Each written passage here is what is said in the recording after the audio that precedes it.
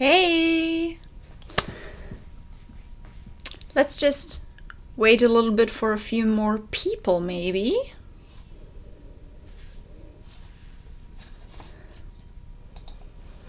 Yeah, and I'm gonna put out my audio from where I can see the stream, because else you can hear my voice double from my earphones too, and that wouldn't be that great.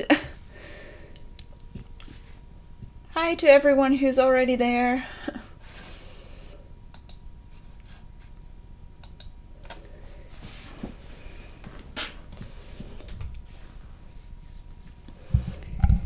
Okay, while we're waiting, you can already ask me questions if you want to, just to kick it off a little bit. I'm sitting here with my tea, my NaNoWriMo mug, and I'm ready, I guess. And you should tell me if you can hear me correctly, because, yeah, if my microphone is on the right way, would be great, you know?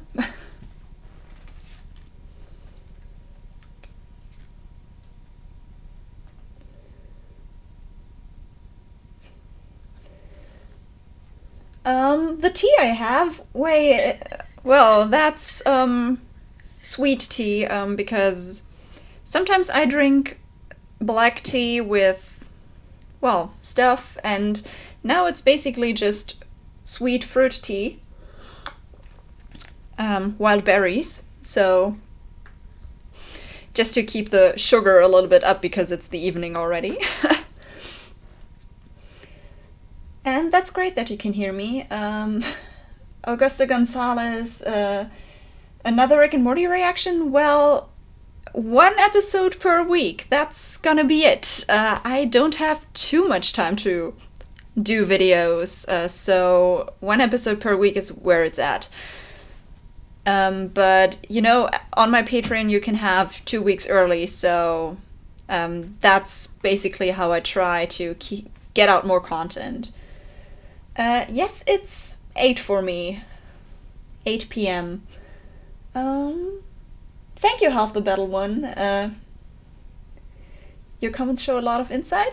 Thank you. I'm happy if they do. I always try to kind of dissect stuff if I can, if I understand it. That's kind of the way I roll. That's sometimes why people don't really understand my reactions, because I maybe don't laugh at all the places they want me to laugh at. But, you know, I'm not always someone who is quickly laughing, but I try to concentrate on the important aspects and kind of analyze a little bit.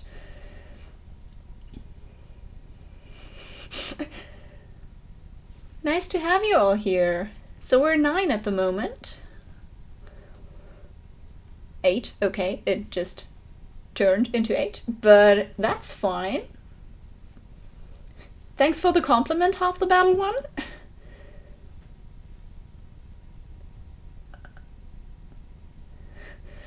It's okay, Lazyman's Load. It's totally okay. I can understand if you have something to do.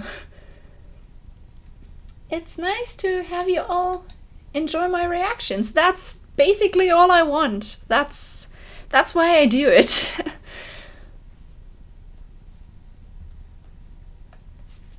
Okay, I guess I'll just start with why we're all here. Basically, this is a stream to celebrate 1,000 subscribers. Weirdly enough, this doesn't really cut it anymore, if you have seen it. Right now, we are at 1,280, which is awesome. Like, I didn't think to come that far, just full stop. But, have the channel grow in that 1 week where I planned this whole live stream stuff. This is crazy. We grew a lot. So,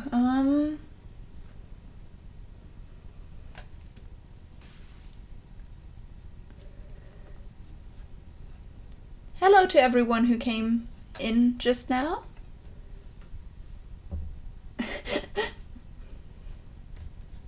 Okay, so again, thank you for everyone who is one of those many subscribers, to everyone who watches the videos. This is basically just a stream where I want to get to know you better and give you all a chance to get to know me better. So, and maybe talk a little bit about the shows that I'm doing videos to, and we'll just have a nice time together and discuss some stuff, talk about some stuff. And yeah, so the way I thought this could start was just letting you guys ask me some questions if you want to. If you want to know some stuff about me, about the channel, about what I have planned, about what I do, well, apart from the channel and stuff like that. But that's basically up to you. If you have other suggestions, then you can make them, obviously. I'm gonna read all of your comments. If I don't, reply to a comment right away, that's just because maybe I didn't notice or something like that. KT is asking, is it cold where you live?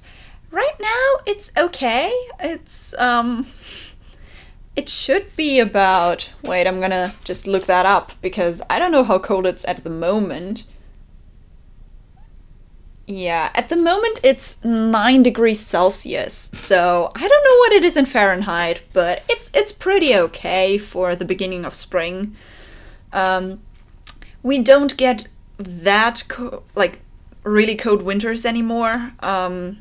We used to get cold winters, but, you know, climate change kind of took a toll on that. I've rec you to some fellow fanfic writers. You may well grow more. Thanks, James Wilson. That is nice. Fanfic writers are... I'm one of them, basically, even though I don't really upload a lot at the moment, because I don't have time to write fanfictions. The RVB Chorus Saga and Reconstruction might be my favorite of the series. We'll see if I like them, or if I don't like them, but I think I will like them because, you know, it's Rooster Teeth. What pets do I have? Well, I don't have any pets.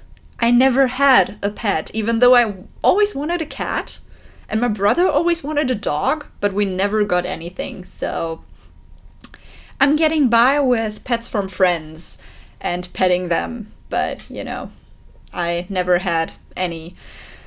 If I get a home on my own, maybe I will get a cat or more at some point, but at the moment there's no chance, especially since one or two of my uncles are allergic against cats, and having one of those at home when they are over wouldn't be that great.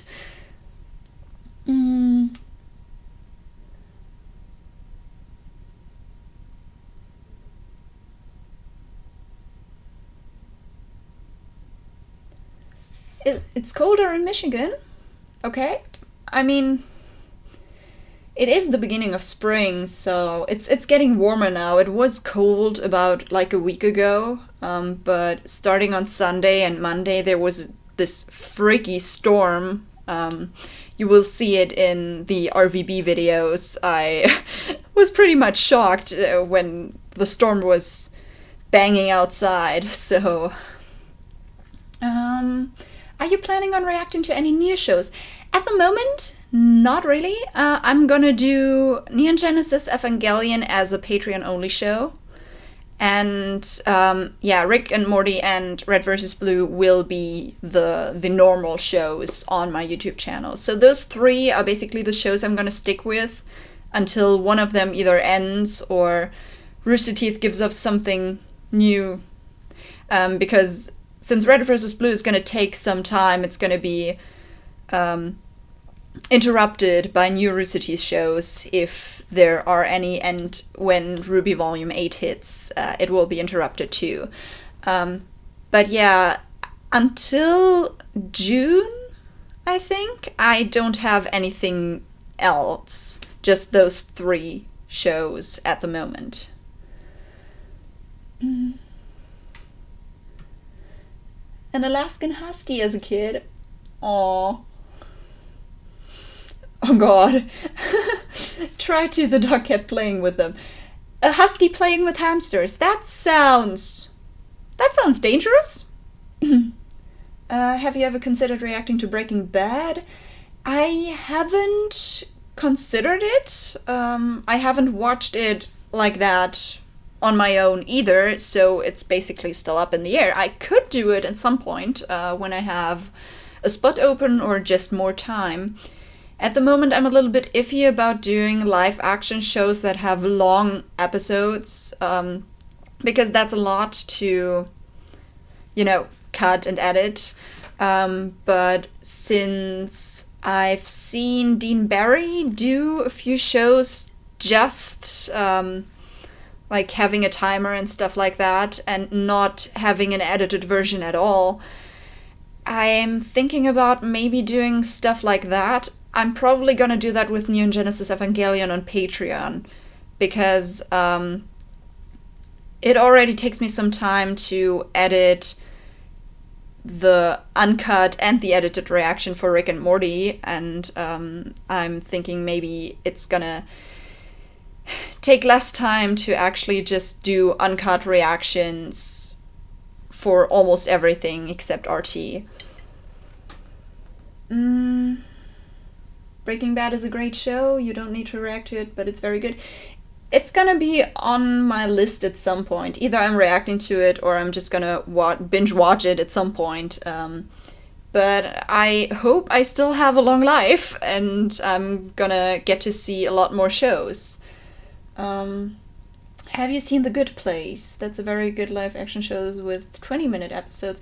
I haven't seen it. Maybe that's gonna get on my list too. Let me just get a pencil and paper and just write down a few things that you tell me. Ah, well, that pencil just... Okay. Breaking Bad. A Good Place. They're just gonna be on my list. There's not gonna be anything really new until June anyway, but if there's a spot open, I'm gonna see.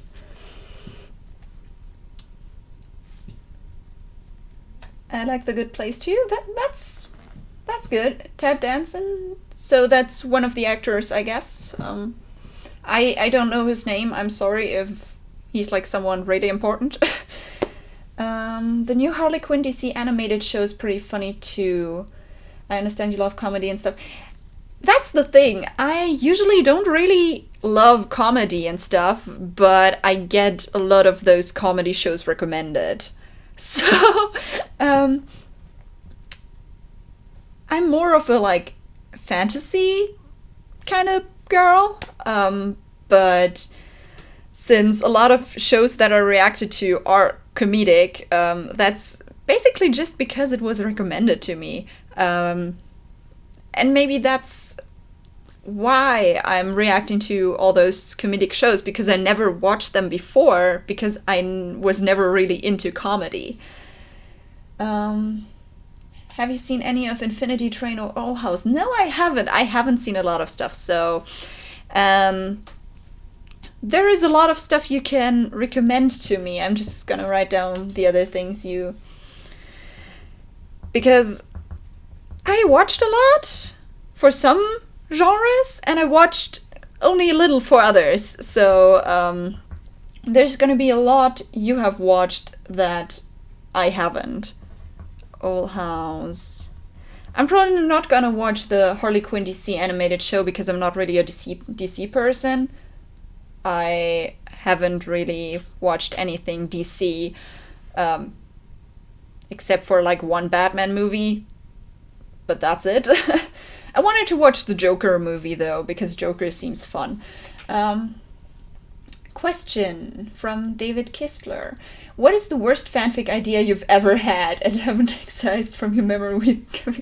Oh god, no, that's a bad question. I have way too many bad fanfic ideas. Really, really bad ones. A lot of crack ships, so I am probably not gonna tell you any of that. It's a little bit embarrassing sometimes. My brain is just a mess. I will have you know that. If I come over as collected and patient and stuff like that, I'm not. Not really. My brain is a mess. A short series would be Dirk Gently's Holistic Detective Agency. Strange sci-fi fantasy. That sounds interesting too. Yeah, I'm probably not gonna write down everything right now, and I'm just gonna go through the chat after the stream and see what you guys recommended to me. Harley Quinn is dark comedy. Well, I mean, dark comedy could be fun, I guess. Infinity Train is a relatively new show. Yeah, I've kind of seen it somewhere advertised and stuff like that, but I haven't really went into it and seen what it is about, actually. Haven't met many Germans that are into comedy. Well, that's a stereotype. I know a lot of Germans who are into comedy. Maybe that's just... Maybe people who like comedy are not very active on the internet or stuff like that. I have no idea. I mean, like I said, I know a lot of people that are into comedy. And... Well, I mean, I live in Germany, so obviously I know a lot more Germans than you probably do. But yeah, that's not something that all Germans have in common. That's just a stereotype. R-rated fics? Yes, definitely. I don't have to say anything else by that. For that. Worst fanfic I ever read was called... Okay, so... I mean, there are a lot of fanfics that I read that were a little bit, well, some of them were just bad in a content way, like it was crack all over the place, and some of them were okay ideas, but since I study languages, I'm a little bit iffy if someone has very, very bad, like, spelling and just weird sentences. So, yeah, that's something. Correlation, not causation. There's always Doctor Who. I wanted to do Doctor Who, actually, but Netflix in Germany, I don't know how it is in other countries, but my Netflix only has Doctor Who from, like, I don't know which season, so not from the beginning, and that bothered me a lot. I always like to watch shows from the beginning and not start in the middle, so... Yeah, that's why I didn't watch it yet. You live in Germany too? Not a laughing about. Well, maybe not in public. I noticed that when I was in America that people in America are a lot more open in public. But behind closed doors, we can be pretty funny and comedic. That's just... It's kind of like etiquette here. You don't really walk up to people and just greet strangers in a cheery mood or something like that. It's just considered a little bit impolite. But when you're just with friends, nothing's gonna stop you. Germans love Monty Python. I've actually only watched one Monty Python movie. So, I mean, since I'm studying English, I had a lecture about British literature and culture, and our professor was always talking about Monty Python movies, and I watched one of them. I have no idea. So this is British then. But yeah, that's also kind of a stereotype, because yeah, we know it, but not everyone just loves it. Netflix in the US doesn't even have Doctor Who? They dropped it? Oh, let me just see if they still have it here. Because that's interesting. I was sure we still have it. Oh no, we don't have it either. Okay, so that's out of the question then. Yeah, no, so I don't have Doctor Who at all now. Ever see videos from Oversimplified on YouTube? Does a lot of history stuff and is funny. Sometimes use videos when teaching. You're teaching? Cool. No, I've never watched them, but maybe I should check them out. Since funny history stuff, I mean, I'm not really a history person to, like, I mean, I know history, but it's not like I want to sit in a history classroom all day. But, I mean, funny videos that explain it sounds interesting. HBO Max got an exclusive deal to stream Doctor Who. Wow. Huh. Maybe I should get that then? I don't know. Money, you know. You kind of have to set priorities, which streaming services you want to use and which you don't want to use. 50 plus years of the Doctor. I'm not sure about that. Oh no, 50 plus years? That's a lot. European humor is more dry. I love it. Okay, yeah, I guess that's it. Humor can be more dry and more like the sarcastic kind of type, I think. Because I meet a lot of people, just like in everyday life, that are pretty sarcastic, and I like sarcasm. It's funny. You know, sarcasm is funny. That's what I find funny. In the US, that's on Amazon. Yeah, I don't have the premium membership there. One of my favorite Monty Python bits was a joke so funny people died laughing. British Army weapon uses the joke for World War II. Okay. Once Genlock Season 2 comes out, that might be something to look into. Yeah, since HBO Max got that now too. That might be a thing to look into then. Since Genlock was pretty good, and it's a dilemma. I feel like Germans don't get sarcasm at all. Why? I mean, why wouldn't we get sarcasm?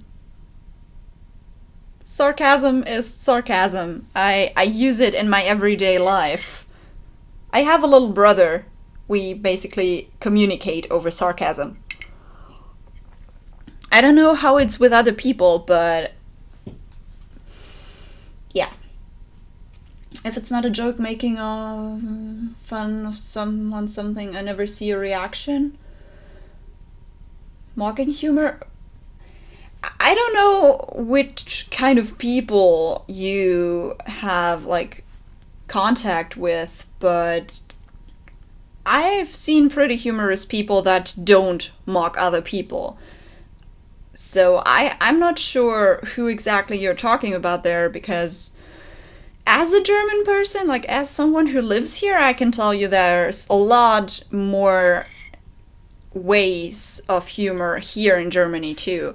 So I don't really get what you're saying there, because only mocking people, that's not really what we do. I mean, yeah, there are obviously people who mock other people, since I think you can find those everywhere in every country in the world.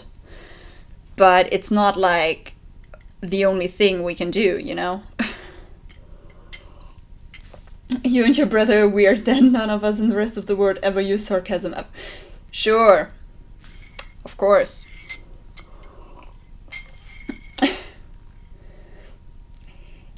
Well, strudel? I don't eat that at all, to be honest. Not really. So I wouldn't be part of that then. Yeah, I noticed that you live here too. I just told you that I have a lot different experiences, so I don't know, maybe just like, where in Germany do you actually live? Like, or what kind of people do you have contact with? Because I can tell you, university is. There are a lot of people who, well, can tell jokes without being, like, mocking people. Gotta go take that test, it's online. Yeah, good luck. Good luck, lazy man's load. You can do this. I believe in you. Are you enjoying Rick and Morty? I'm enjoying it, kind of, yeah, I do. Maybe just in a way that not everyone enjoys it.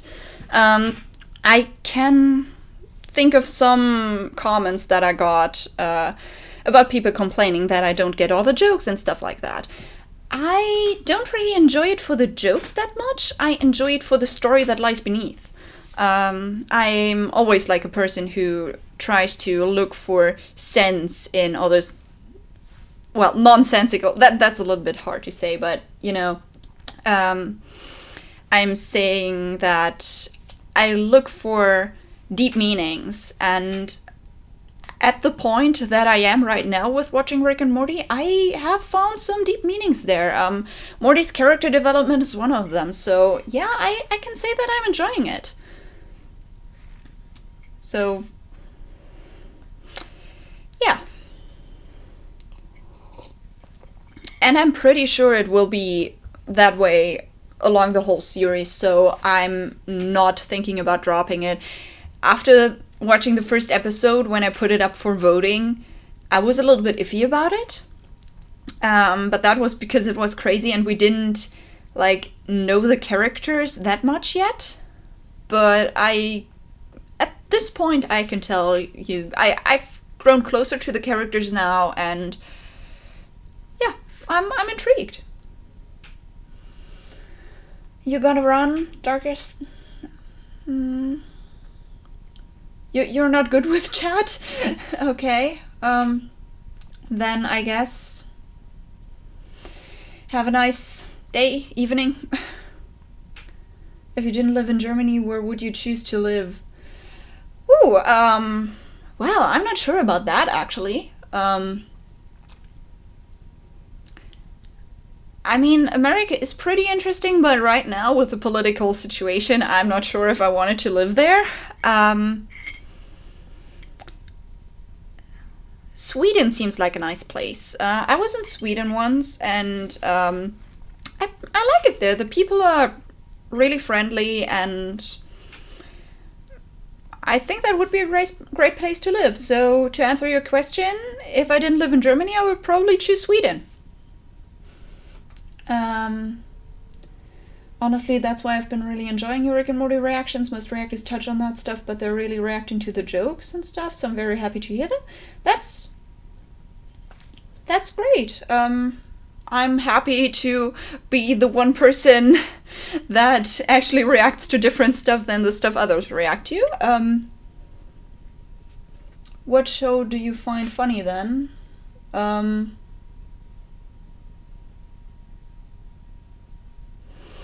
Well, like I said, I'm not really a comedy person to watch, so usually I watch a little bit more serious shows.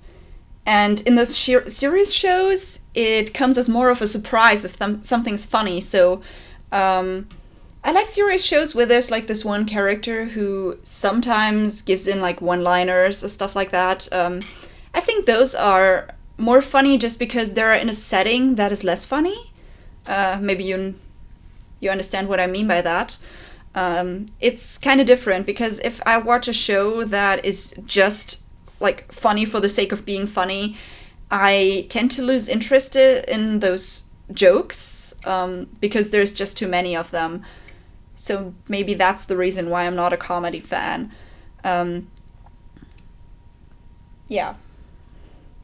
There's very little underlying story, but characters' development is interesting. There's interesting arcs. Yeah, like I said, character development is one thing I love to see because some stories are based on plot and some stories are based on characters. As a reader and writer, I'm kind of digging into those things a lot, and I love character-driven stories. So when the character develops, you get more interesting stories and you get close to them, so everything that happens just hits a little bit harder. So that's why character development is great. I'm very curious to learn how you think of The Good Place. It's certainly a comedy, but it's also very deep dive into moral philosophy. That's great. Then I guess I will enjoy that, because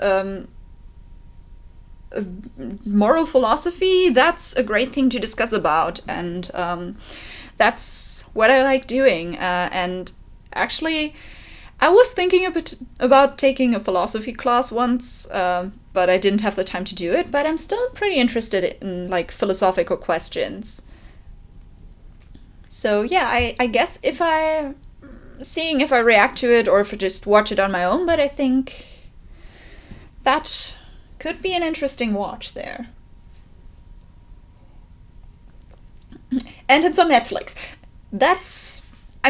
Is it on German Netflix though? That's the question all the time, because German Netflix is so great. The Good Place. I don't see it here, sadly. I don't see it. So it's probably not on German Netflix. It's probably only like on others. Would you consider doing anime-style video game reactions, such as Final Fantasy games? Certain Final Fantasy games are known for their character development. I've never played any Final Fantasy game. The only thing that I know about Final Fantasy is basically the Yang versus Tifa death battle. That's everything I know about that. Because now I know a little bit about Tifa. But video games, I'm not sure yet if I can do this with my equipment capacity and stuff like that. But if I have time at some point, I could consider doing some video games, but I would have to get them first. So that's gonna take a little bit more planning then. Other than that, I'm gonna just keep it in the back of my mind and think about it if I can do it. So, yeah. I would consider it if I had the capacity to do it. Because I've heard about Final Fantasy a lot, but I never really got into that. So, I don't know. Maybe. So, any more questions? Or do you want to talk about something different? I'm just gonna wait a little bit because the stream is always a little bit delayed. So when I say something, it's still gonna be like half a minute before you see it. And it's gonna be weird to have an awkward silence. So that's why I'm talking right now. Yeah, so now it feels like an actual video, so talking to the void. It was weird at first when I started doing like videos on YouTube, because it was weird to talk to no one in particular. A stream is a little bit different because you can talk to me through the chat, and that's definitely a difference. Maybe I'll save up and try to buy you The Good Place on Amazon someday. You don't have to, really. That's sweet of you to say, but it's okay. You still feel like you're right? That's your opinion. I'm really not trying to shove an opinion to you. I'm just talking about my experience, my personal experience, and you're talking about your personal experience. So that's fine. We all have different opinions, and that's kind of what I want to, like, make this channel. Like, I want everyone to have an opinion and to be entitled to have their own opinion and not being like silenced. So I'm okay with you telling me your opinion, I have mine, and that's how this works. If you haven't met many comedic people in Germany, then it's fine, I guess. Then you just haven't. My own experience says something different, but that doesn't have to mean that your opinion is going to be different. Will not quote Cave Johnson video games. Okay.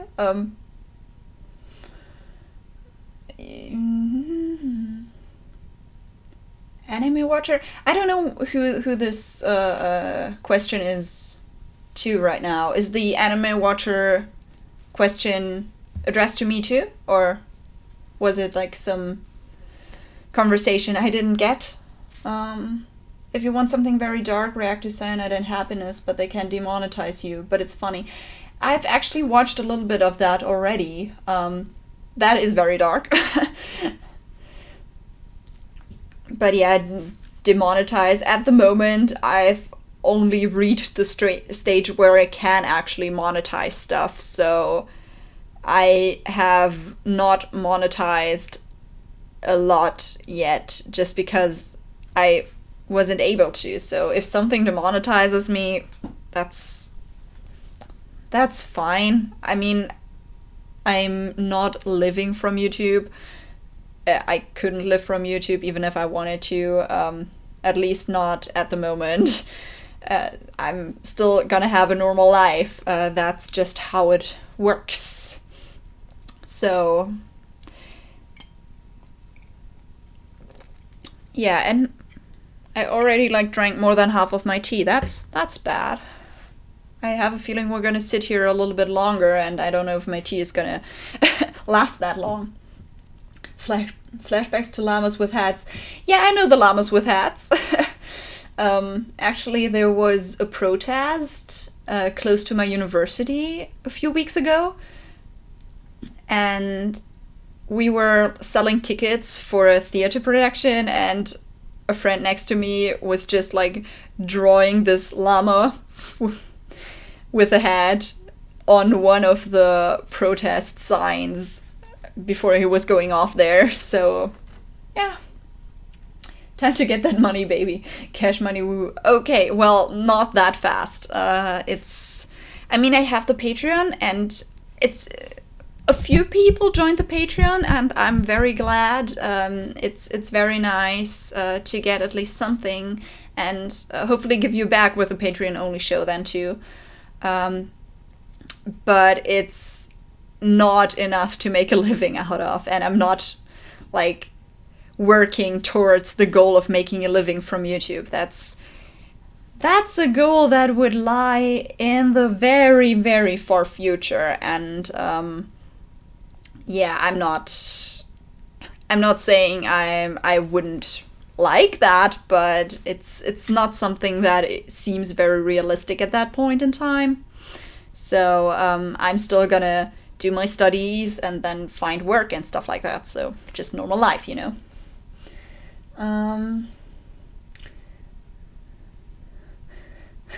You're supposed to spill the tea.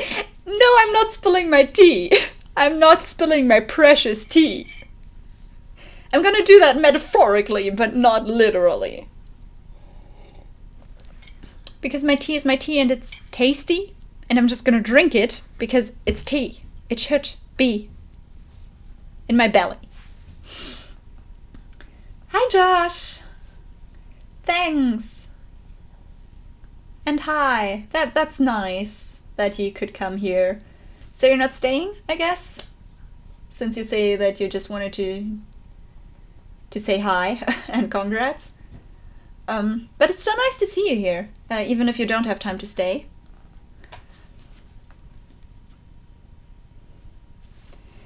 Yeah, James Wilson says, Carl, whatever that may be, it's a name, but I don't know if that's a reference to anything, so don't mind me, don't get in. I'm not getting references for any stuff, I guess.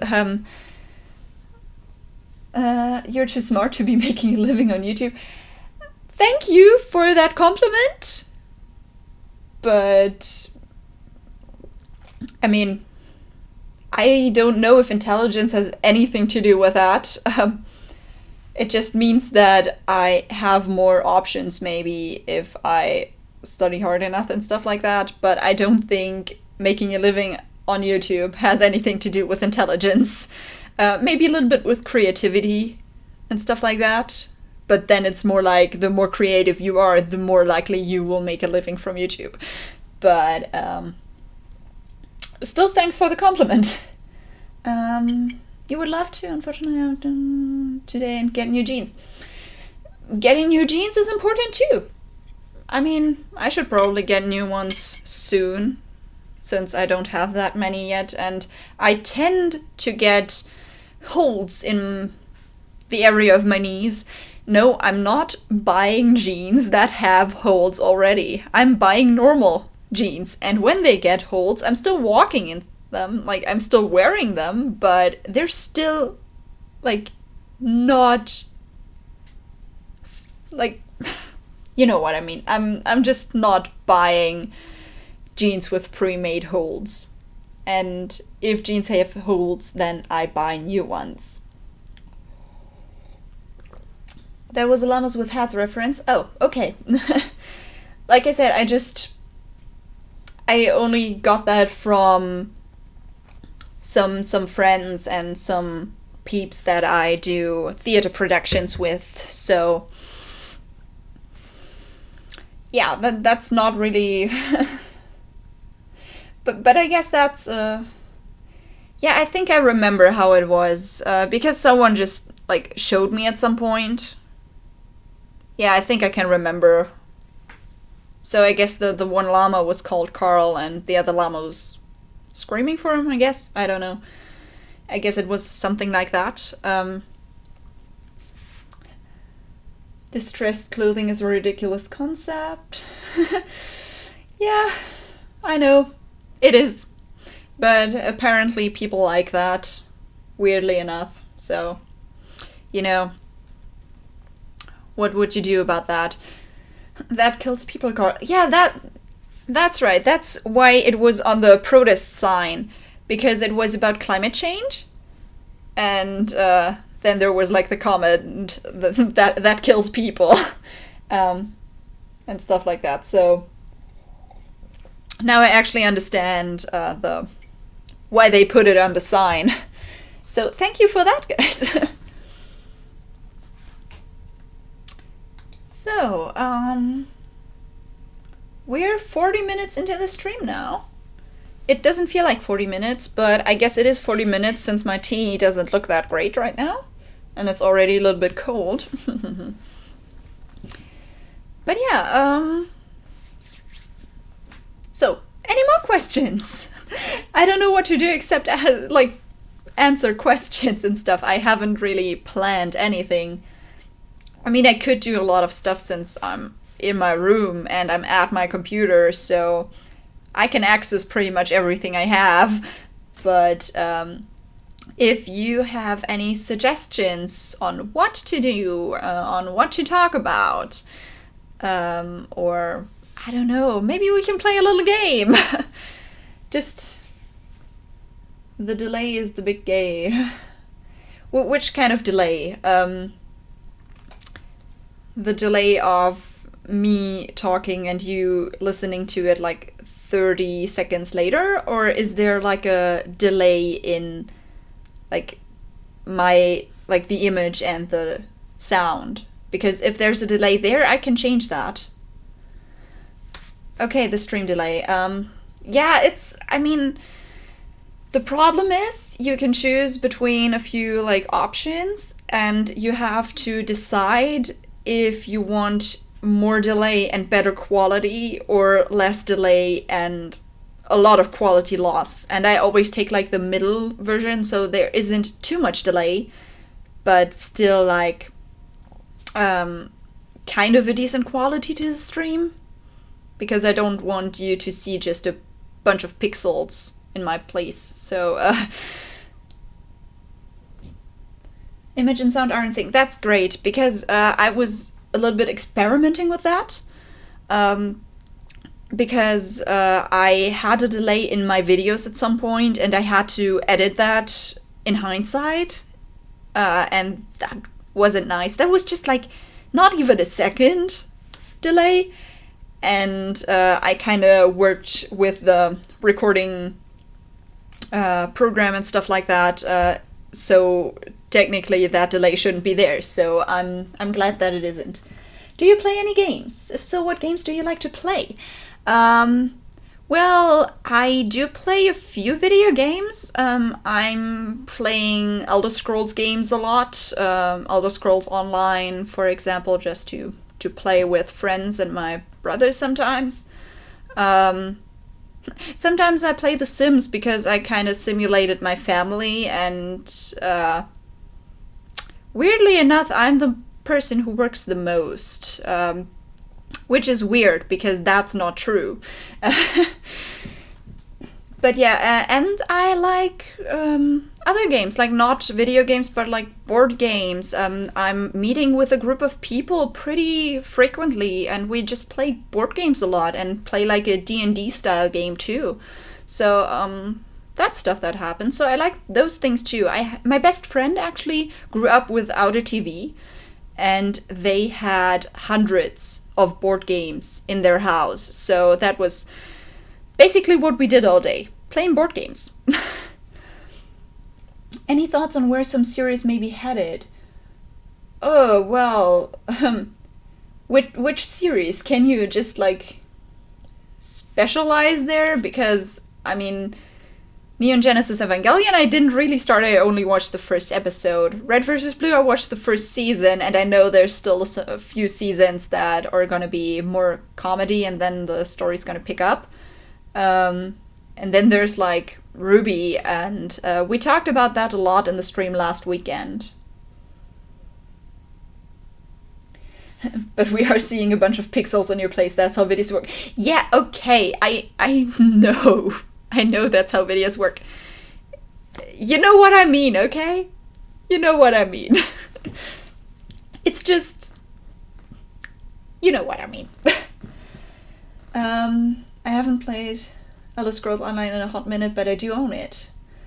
Nice. Have you played Zelda games? No, I haven't actually. I have never played any Zelda games, because I never owned any of them. I owned a Nintendo, but there I was more into Mario games, and less into, like, the Zelda franchise. I played a lot of Mario, so that was my childhood. You love D&D and board games? That's nice. I see we're on one wavelength there. Any closing thoughts on Gravity Falls or Nomad of Nowhere? Yeah, Nomad of Nowhere still seemed a little bit as if there's something missing. But I don't know. I would have wanted to see more, because it's a pretty short series, and the end wasn't that, like... There was a lot still that could have been there in maybe a second season. So... yeah, closing thoughts. There's no closing thoughts, because it's not really closed off. On Gravity Falls, I liked it. I really liked it. I didn't think I would like it, because, as you know, I'm not really the comedy person, but it had such, like, deep underlying storylines and character development that I really got into it. And you can see it in my last reactions. I was super into those characters. And closing thoughts? I don't know if I can say anything else, actually. I really enjoyed it. And many of you told me that there's, like, the whole treasure hunt was going on and stuff like that. But it also kind of feels great to just have the show and let it end there. Because sometimes you just need, like, an end point. I feel like you would probably like Zelda, especially if you like Elder Scrolls. You might be able to try out Breath of the Wild at some point as an intro to the series. Okay, so it's similar then? Or is it just like the style of game that might be similar?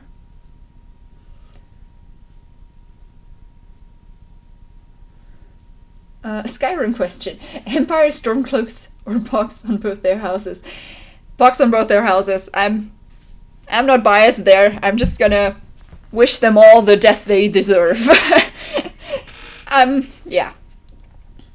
That's gonna be it. Neither the Empire nor the Stormcloaks. Nope. Gravity Falls has its eternal spot in my personal cartoon hall of fame. You have a cartoon hall of fame. That's nice. I don't have it, but yeah, it definitely deserves a spot there. It's one of the best cartoons I've seen in quite a while. I mean, except for like the obvious choice of Avatar: The Last Airbender, because even though it seems more anime, it is still a cartoon, and that holds the top spot for me still. Because it's Avatar: The Last Airbender. I love it. Zelda focuses on puzzles and lore with a bit of action here and there, but the games are fundamentally about exploration. Yeah, the exploration games are pretty much the fun part, I guess. Some people explore more, the others explore a little less, and I'm usually one of the person who just goes through the whole thing and just tries to catch every single collectible. Which might be a little bit weary to watch, and that's probably the reason why sometimes I just stop playing, because I don't get any further because I'm just like collecting stuff. But yeah, then a while after I come back and I still like playing it, you know? Breath of the Wild is the most recent entry in the series, and it took it to the open world style. Open world style is... I love it. Open world is always great. I'd argue it's better than Elder Scrolls because even though the world is massive, it's packed with things to find. Okay, packed with things to find. That's what I like. So maybe I'm gonna try that out. Over 1,000 things to discover. That's... yeah, okay. That's definitely something I'd like. I still have a soft spot in my heart for Darkwing Duck. And I think I dated myself. What? Okay. I'm not really like into this. Like Darkwing Duck, I wasn't watching that frequently. Majora's Mask is held up by purely side quests, basically. Side quests are also pretty much what I do.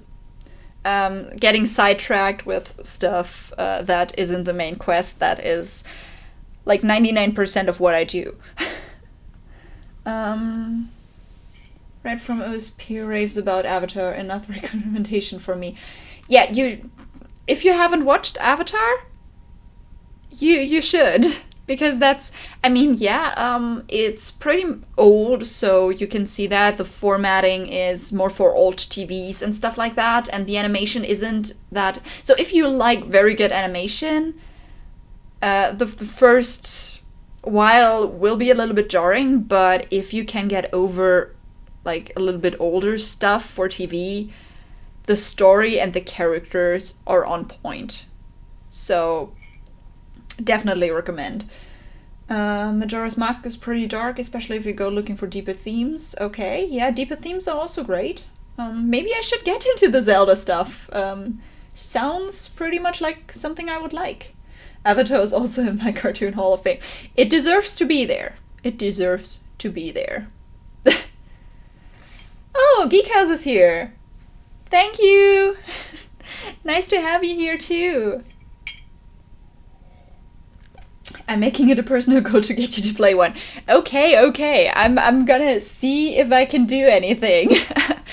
Yeah, it sounds like something I would like, so I will probably get to play a Zelda game at some point. I'm just gonna make it just a goal somewhere. I'm just gonna write it down for me in big letters. Play some Zelda game.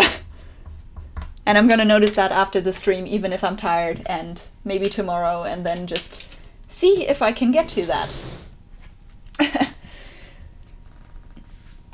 So yeah, like you can probably get from the discussion, I'm maybe not into comedic things, but dark things with deeper meaning are pretty much what I'm there for.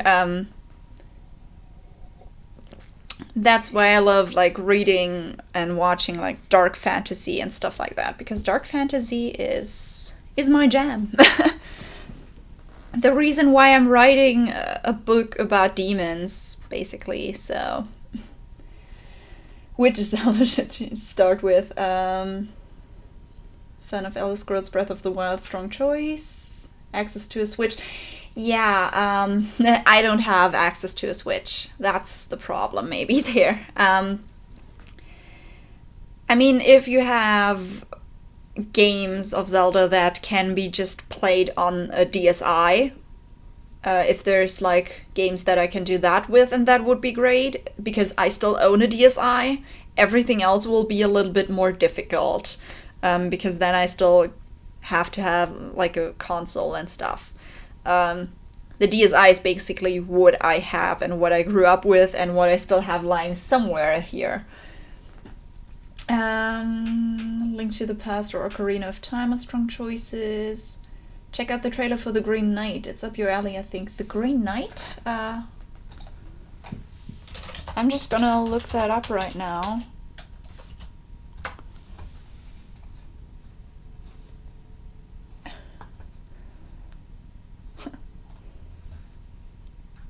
I guess the 2020 trailer.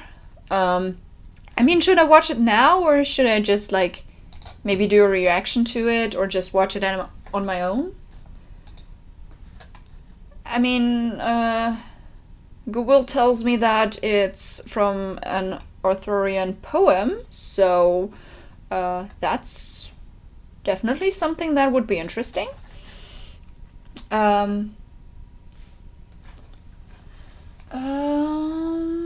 If she starts with Breath of the Wild, it will give her the wrong idea of what the rest of the series is like. Big playstyle departure, Link or Ocarina are the best.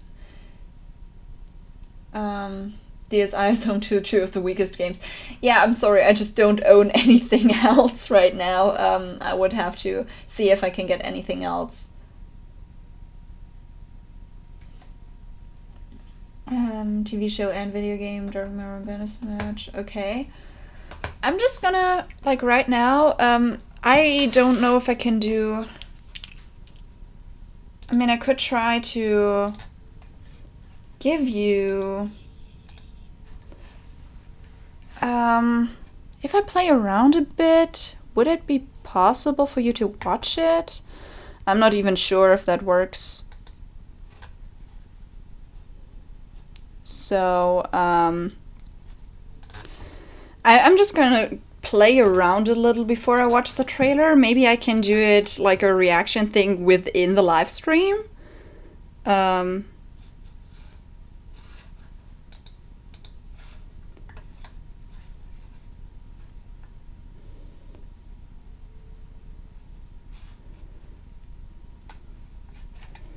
Yeah, sorry for that. I was just trying to play around a little bit. Since I don't really know, just give me like a few seconds.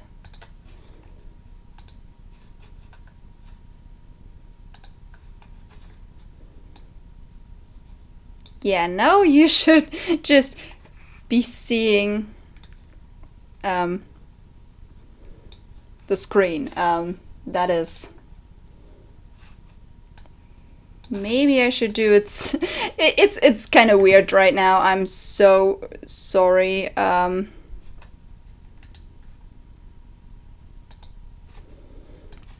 So if I do it like that...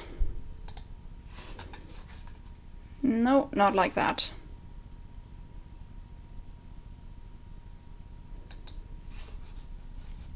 Yeah, I'm sorry. I'm not gonna try that one. It's a little bit too difficult for me to do at the moment. Yeah, I mean, it's possible, I know that, but I don't have it, like, I had something prepared for the Discord thing, if, like, it shouldn't get the camera or stuff like that. But no, I'm just gonna watch the Green Knight trailer for 2020 right now, and just tell you what I think about it, because yeah, it's a little bit too high for me without preparation. Okay, let's go.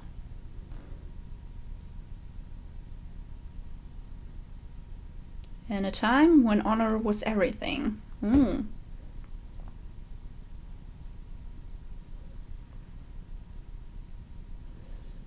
Ooh, it's burning. Wow.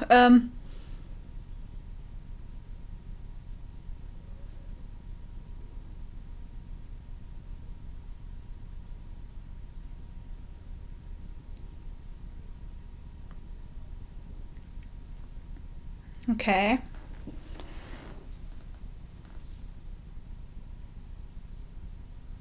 I know that person. The summer. Ooh.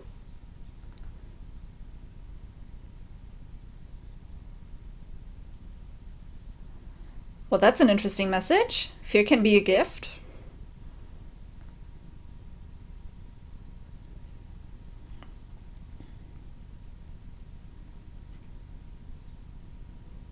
Okay.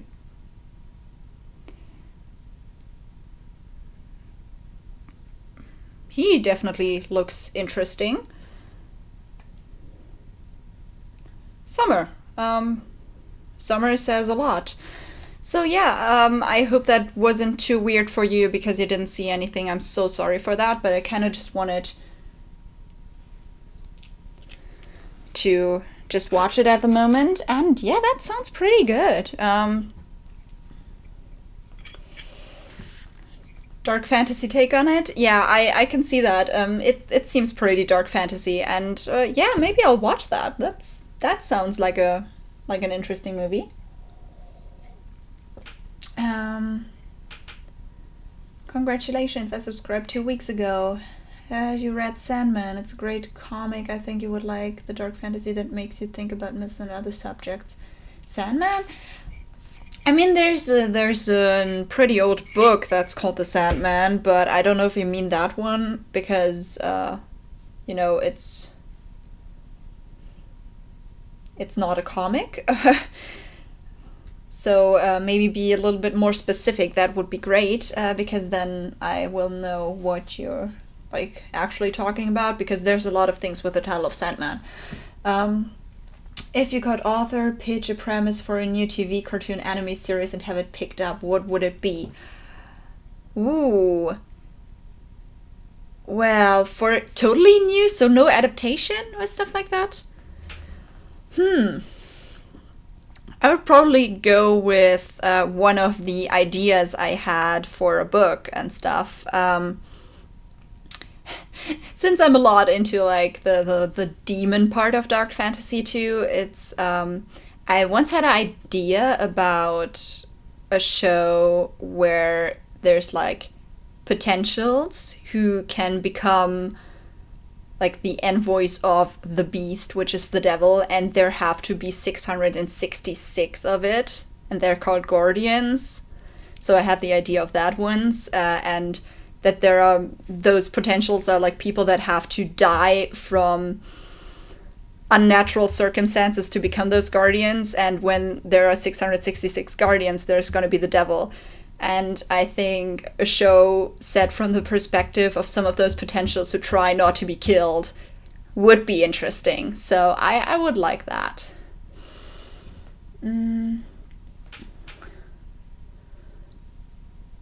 Mirror, my bad. Sandman, Neil Gaiman comics. No, I haven't read those. Changed comics forever? Okay, I mean, I'm not reading that many comics, but if you say it changed comics forever, I might check it out at some point. Have you ever danced with the devil in the pale moonlight? I haven't. Maybe in a dream I once have. Probably. But the devil in my novel is a handsome dude, so... So that's no surprise, That's one of those dreams where you don't want to tell too much about it. Not going to argue with Gaiman. Speaking of Gaiman, how about Good Omens? Angels, Demons, The End of the World. I wanted to check that out. I actually, at the moment, have a free trial on a website that has Good Omens, and I don't know if it has it as an audiobook or as a PDF file, but I might just check that out soon. And there's this show now, right? I haven't checked that out either, but I'll probably first do the novel version. Gosh, I wish I could finish one of my book projects. I've participated in NaNoWriMo twice and basically deleted everything I wrote both times. Wow! Deleted everything? Well, I don't do that. I just, like, keep it archived somewhere. I've participated 2 times too. One of them was just a story I wanted to get out of my head for years. Pretty much light fantasy, more high fantasy stuff. And the second one was the start of my novella series, where now I'm thinking like the world took my idea and made it for themselves, because it was about a virus, like an epidemic and stuff like that. And no, the coronavirus is just on the loose, and I'm just like, no, that was my idea. And now I probably can't sell it or something in the near future, because that's just gonna be a little bit dark. Good Omens is fantastic, both the book and the show. The show is actually one of the best book adaptations, period. That's great to hear, because book adaptations, they are hard. They're difficult to make. And if you're not upset at all as a fan of the novel, that's nice. It's been quite a while since I've seen an actual good book adaptation. Because a lot just butcher the whole thing, and I'm not a fan of that. But I'm a fan of good adaptations, so I'm definitely gonna check that out at some point then. But yeah, I'm a person who more likely is gonna read the book before seeing the show or the movie, so yeah, that's what I'm gonna do. It helps when it's made by one of the 2 authors of the book as a tribute to the other one that passed. Wow, I didn't know that it was a tribute. Yeah, that definitely helps, because the authors themselves know the best what the story is about and what they want to tell with it. And they are more passionate about what they have created, and not like you said, instead of for money. They don't want to make just money for it. They want to see their piece of work on screen and like being like they wanted it to be beforehand. So yeah, that's definitely helpful for an adaptation. And I always like adaptations that have like an author or someone who worked with the book in the team to tell them, okay, this is the direction we're going for. And if there's like some decisions to change something, they can make the decisions and see if it works. So yeah, that's definitely the best way to make a good adaptation. Okay.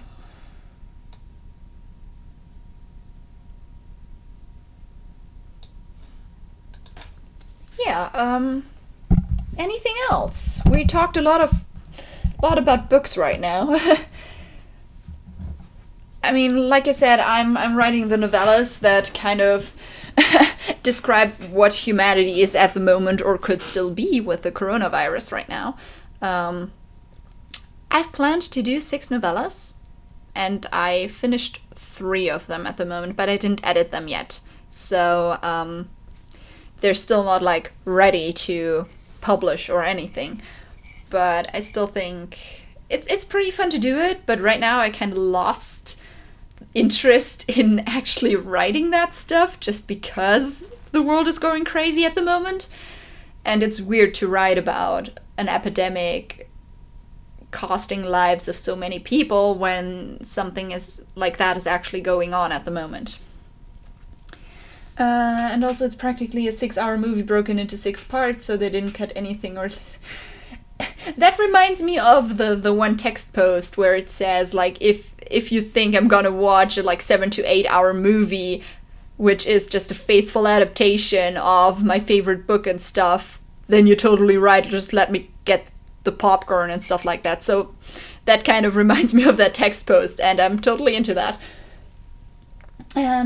What original content, books, comics, video games, etc., would you most like to see adapted into TV or movies? At the moment, I kind of want redemption for the Percy Jackson franchise, because the movies, we don't talk about the movies.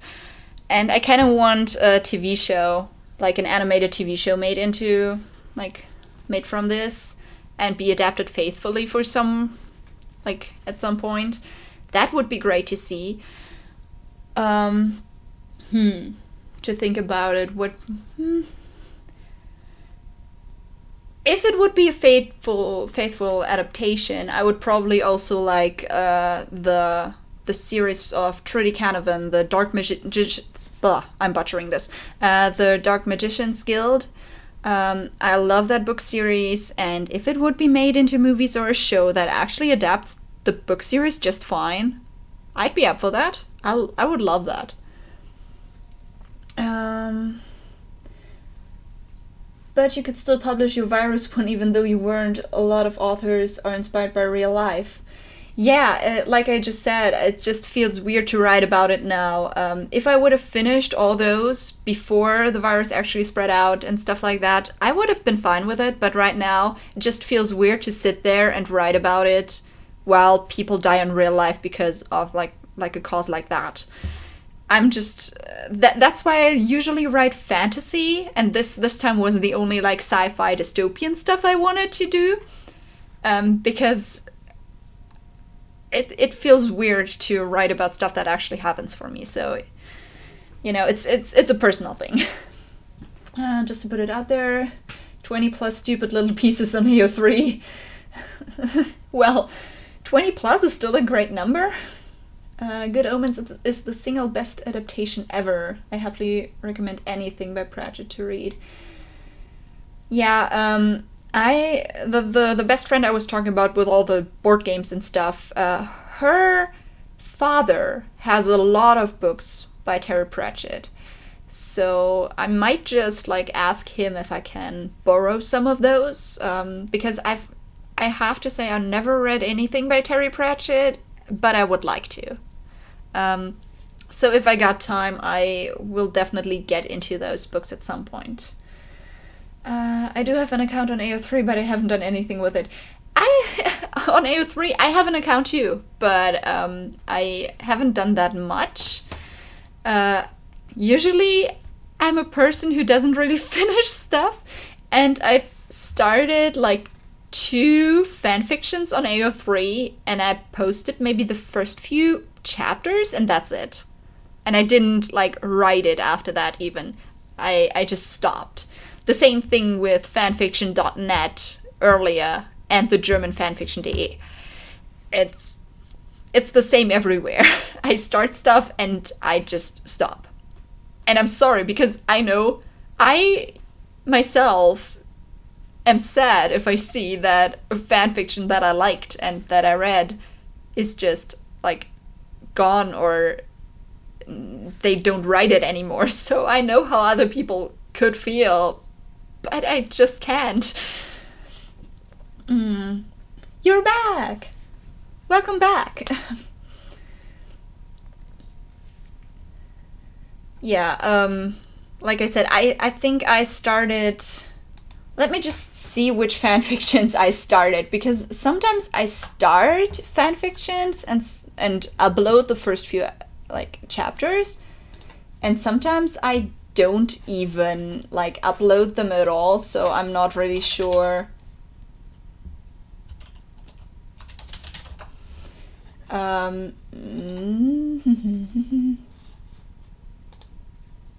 Search people, because I don't know my login info right now.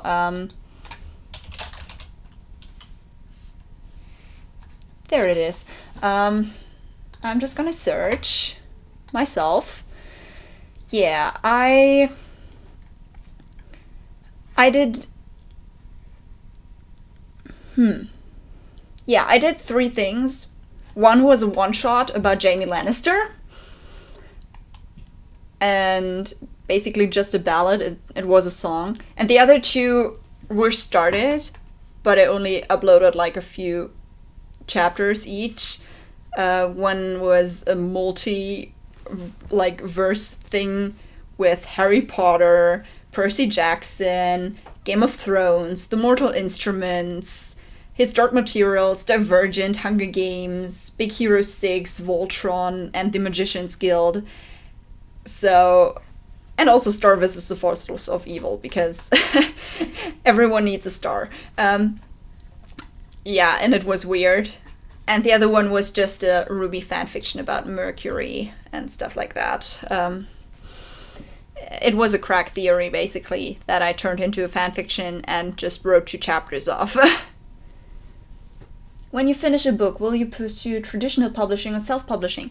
It depends on what I want to publish. If I write my novellas, if I finish those, I will probably self-publish them. But at the moment, the novel I technically finished and was editing and now put to beta readers and stuff like that.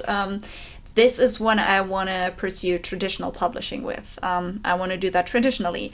Even though I don't know if it will work, since it's my first novel and it's the first of a series and not many like agents or publishing companies take a new author with a series already, so it might have to wait a bit. But yeah, it kind of depends on what I want to publish, what I think is best for the story I wrote. Yeah. I need to get back to writing my RWBY fanfic. Maybe I'll do that now instead of cleaning this place up. Need to in general, I mean not right this second. I mean, cleaning a place is very important if you don't want to live in a dumpster. But yeah, writing RWBY fanfic. I have a plan to work on 2 RWBY fanfics in the future and actually like pursue uploading them and stuff like that. One is Break Free from Shadows, which is a little bit more of a crack ships thing with Blake and her. Yeah, it's weird. It's the crack ship of Blake and Roman, where Roman Torchwick is a little bit younger than he actually is. But starting at the train scene where he was like, we're on the same side and you know it, and it's like, you know. And the other one is Opposites Attract, which starts off from the dinner party in volume 7, having my beautiful 4 boys here, Oscar, Whitley as a pairing, and here, Crow and Clover as a pairing, because opposites, you know. So those 2 are basically the fanfictions I kind of want to write right now. And it's very fun to write from Whitley's perspective. That was the most fun I've ever done for a long time. Yeah, I'm conflicted whether to put Star vs. the Forces of Evil into my Hall of Fame.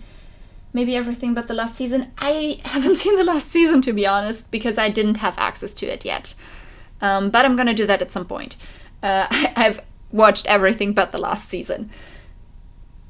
So, I'm a fan. I should be working on a Gravity Falls versus Rick and Morty crossover, but here I am. I think you have 2 RWBYs and a Harry Potter.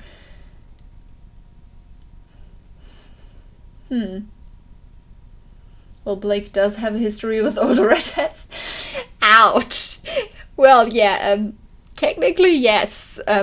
And yeah, I kind of put it like that in the fanfiction that Torchwick would be kind of the same age as Adam. Just to make it less weird, but it's still kind of weird, but you know, just stuff. Do not get me started on Star vs. Season 4. Okay, like I said, I haven't watched it. So you liked GOT, did you read the books? They were so much better than the show. I read the books. I actually, you know what?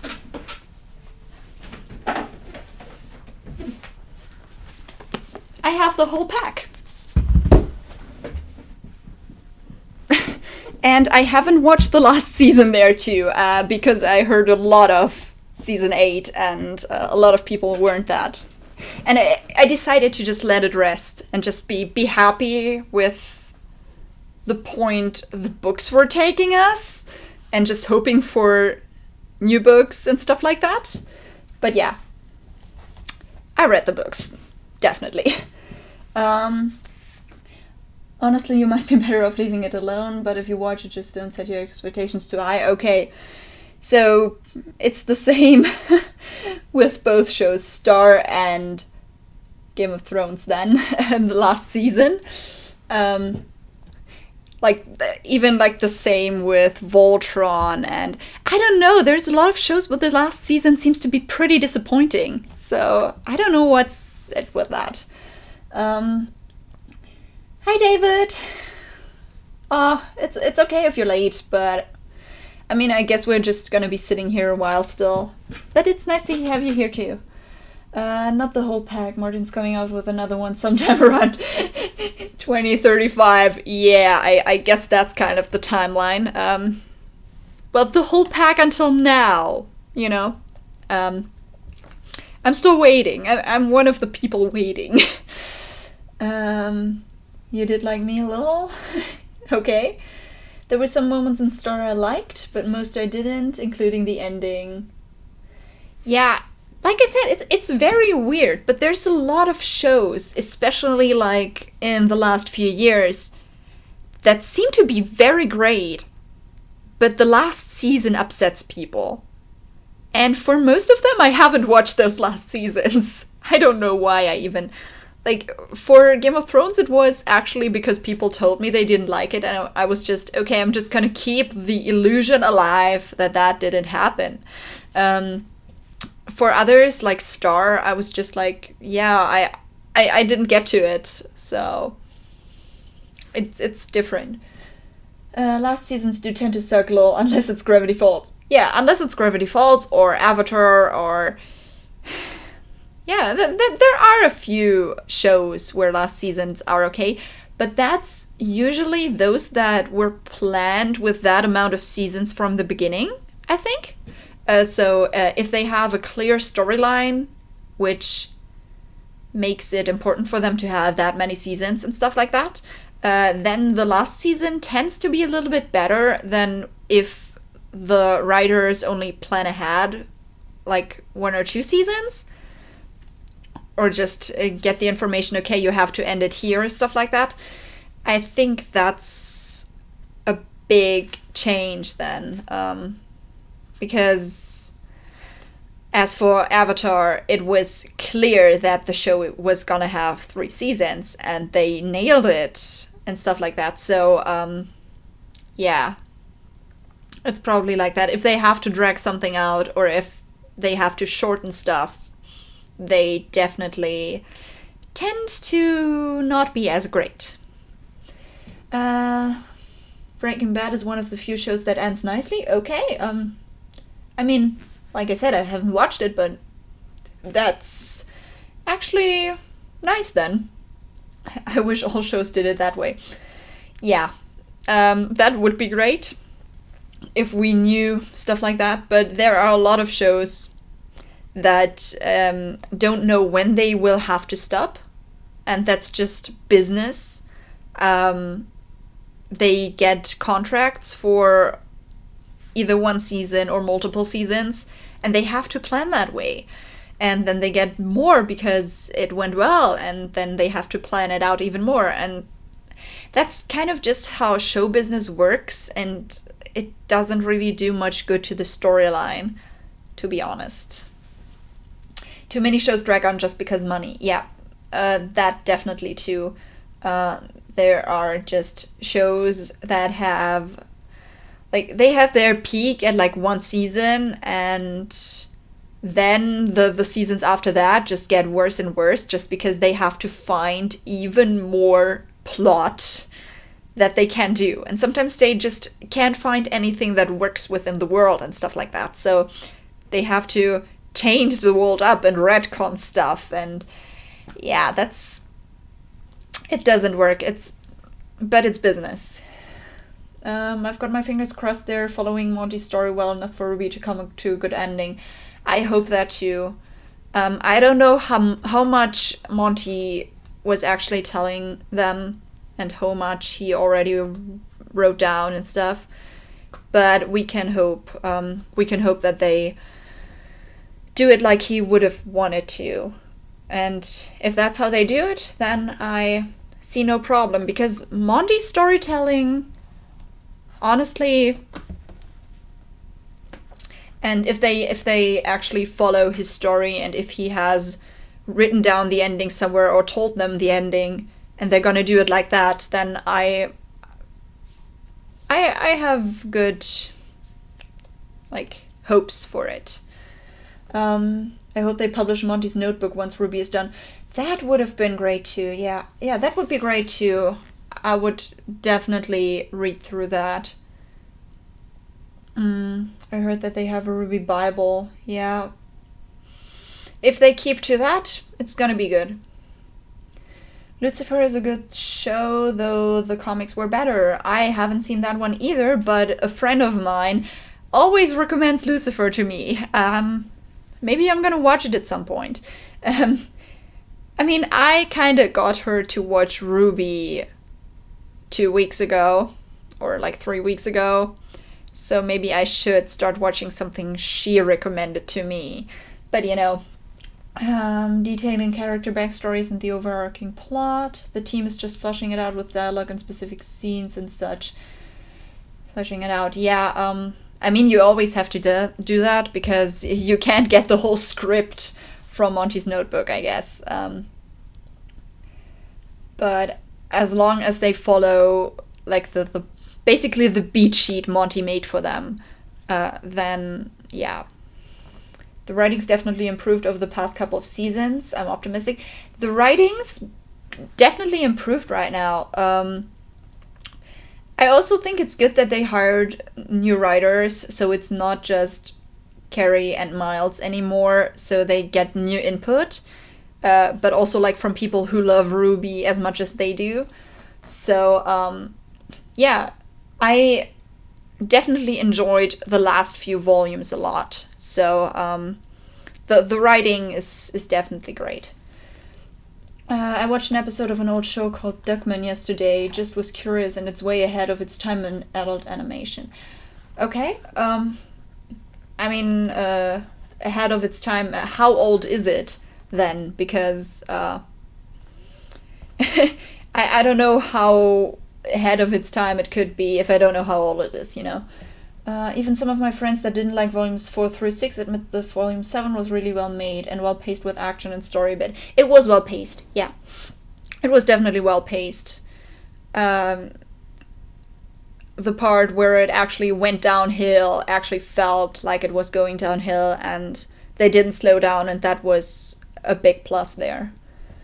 No, I'm curious, any other Venture Brothers fans in the chat? Okay, David, I remember that from when I was a teenager. It's from the 90s. Oh.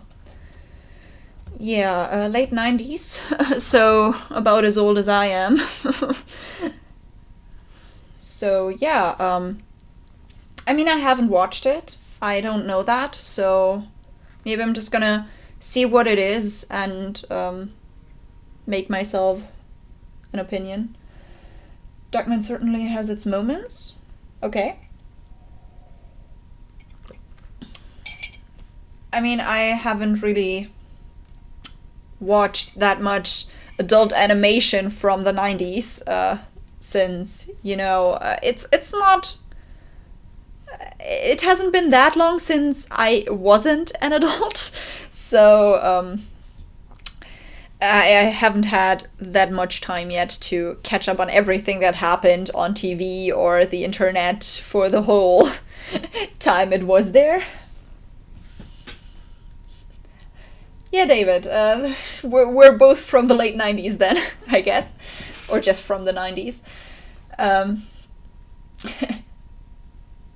Yeah, just if you want to tell, how old are you guys? I just kind of want to know how old you all are.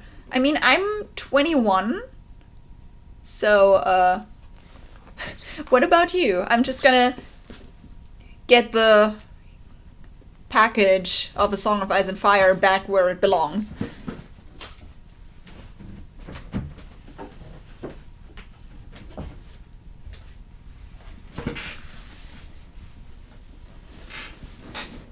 Okay, 19?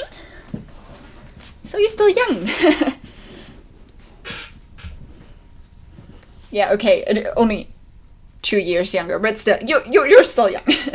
25, yeah. I already know that because we talked about that. So, when's your birthday? My birthday is in December, so it's still gonna take some time until that is coming around again.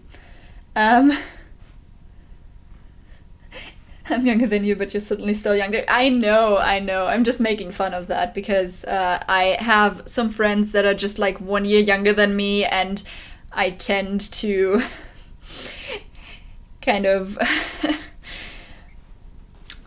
try to make myself bigger than like I'm older than you, even though they sometimes just look older than me. That's kind of why I do it, because you look pretty young, and sometimes when I stand beside friends that are younger than me, I look younger, and that's why I'm putting so much emphasis on being older than someone. Our range spans from 22 to 42 years old. Well, yeah, you are a group, so there's not going to be one age all around the team, you know? Older than I care to admit. Why? You don't have to be shy, but if you don't want to, you don't have to. 39, autistic and animation is one of my special interests. That's a nice little description there. Kids say hello to Grandpa, I'm 60. Oh, well. That's a nice ripe age, but yeah, it's still nice to have you here. That's cool. October 1st? Someone else who's over 35, 39? So we have 2 people 39 here. 30th of December? Well, I'm at the 7th of December, so it's 1 day after Saint Nick. Which is a little bit weird, since my dad has like his birthday on the 4th of December, and it's like everything is there at once, and it's pretty weird. 17th of December. There's a lot of people from December here. Oh god, that's nice. I didn't like, in my family, I have a pretty large family. My mom has 8 siblings, and my dad has 3 too, but like 8 siblings for my mom. And a lot of them are born in like spring or summer, and there's not that many that are born in December, so it's really nice to see people that are born in December too. December 30th too, Bruce, you. Wow, nice. You and my brother share a birthday. Yeah, well, that's nice then. You can't forget my birthday then, you know. There are a lot of 7s in my family too. Interesting. Like I said, I've never known that many people there with that kinds of birthdays. That's so nice. I like that. Have a little bit more people to have more in common with, even if it's just like the birthday. My birthday's within a couple days of April 1st, so I would always tell everyone that it was my birthday. It was an April 1st prank that I'd set up a month. Okay, that's a way to do it too. I mean, I didn't have the chance because it's not around April, but you know. 6 siblings' birthdays all over the map, but most of them have birthdays in the spring as well. Yeah, it seems like spring and summer are like the really... Mom's on the 7th of January, that's 14th of July, for the 7th of November. That's a lot of 7s, that's true. A lot of 7s. But David, you have 6 siblings. That's much too. I mean, yeah, my mom still holds the cake with 8 there, and one of my grandmas, the mother of my father, actually has 13 siblings, even though some of them are her half siblings, but still, like, they were 14 kids. And that is honestly pretty scary. That is scary. I for once, I only have one brother. He's sitting in the room right next to me, probably gaming with his friends, and he's 17. So, yeah. That's basically what I'm gonna say about him, because it's nothing too personal. But yeah, so I don't know how it is to grow up with that many siblings, but I know how to grow up with a lot of cousins, because I have more than 20 of those. Oh, yeah, and I don't know all of their birthdays. I just don't. That's just too much to memorize. Your mother and you share a birthday. That's interesting too.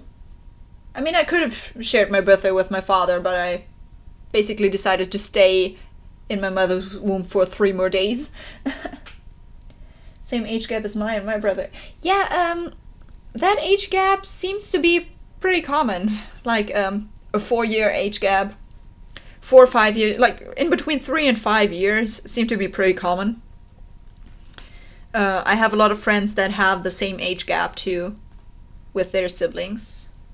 I have 2 sisters. One has a birthday in September, and my youngest sister has a birthday in June. Yeah, September is a little bit later than summer, but still, it works. But 2 sisters. Nice. Brother's 15. Yeah. Yeah, if you're 19, then yeah, that figures. 15 is still such a young age. I mean, my brother's 17, but still, he's already that age where he's like almost an adult, and he wants to be treated like an adult. So, yeah. Basically, it's long enough for the parents to forget the terms. Oh, yeah. Well, I guess it is. I don't know. I don't have any children. I don't know how that works. And when my parents had my brother, I was still very young, so I don't know why they decided on what. I mean, I always wanted a sibling as a child, so maybe they just were like, okay, let's just grant her wish. All my cousins are a long ways away, well, not even in the same province, most of them. Well, yeah, since my brother and me still both live with my parents, because for me it's easier because my university isn't that far away, and it's easier for me than just get a new place on my own. And, well, he's still in school, so that kind of explains why we still live in the same home. But, I mean, we manage. My parents are away right now for a week, and I mean, as long as we can decide on cooking something and not starving, I think it's gonna be fine.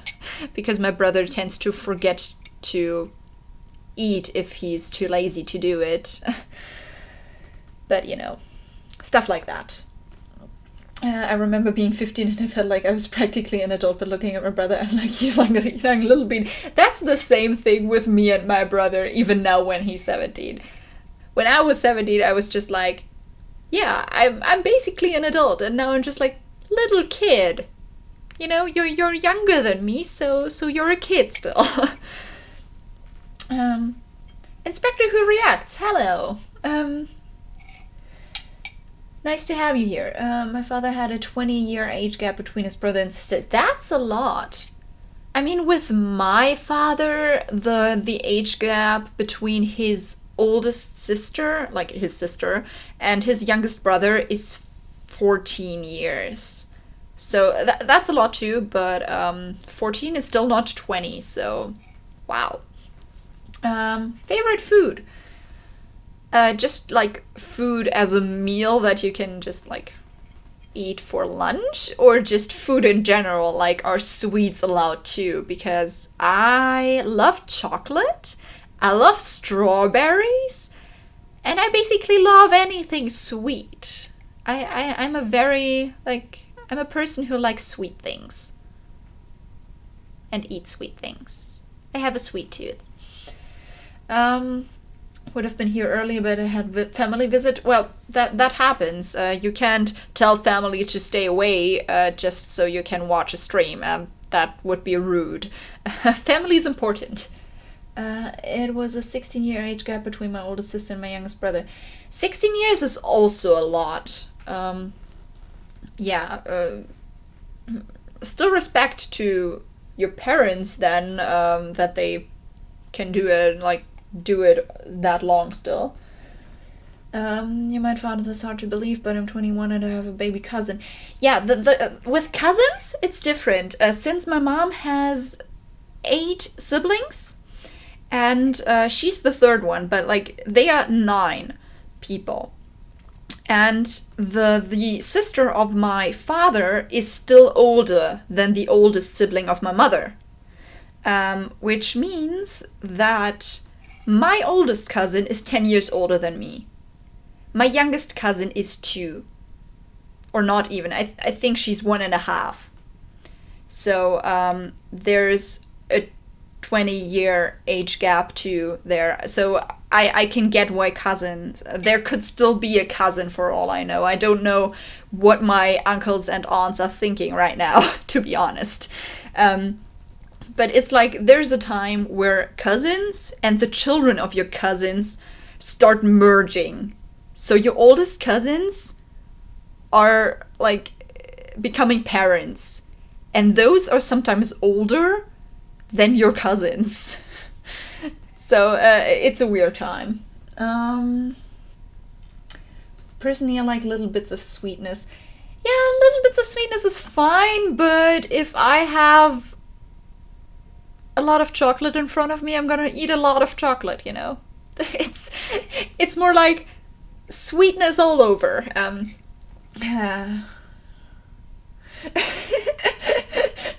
Yeah, James, that's see what you missed.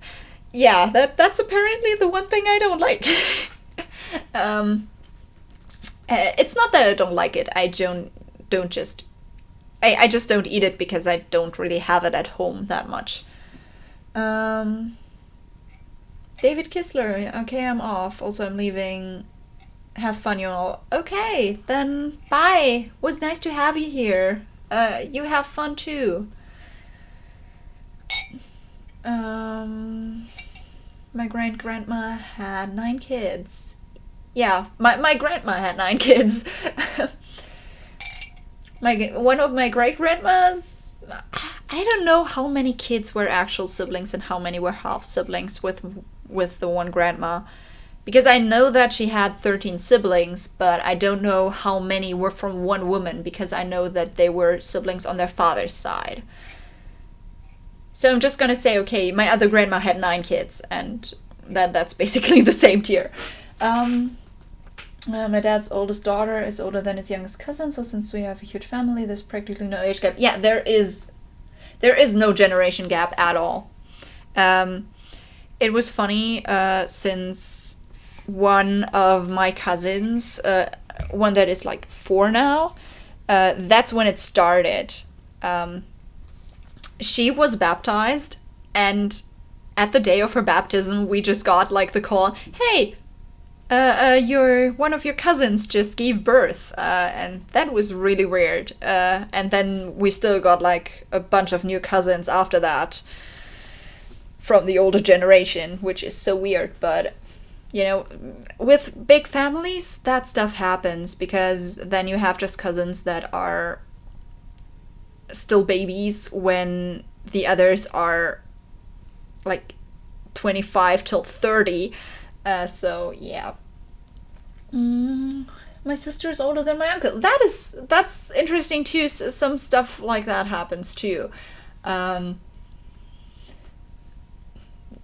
But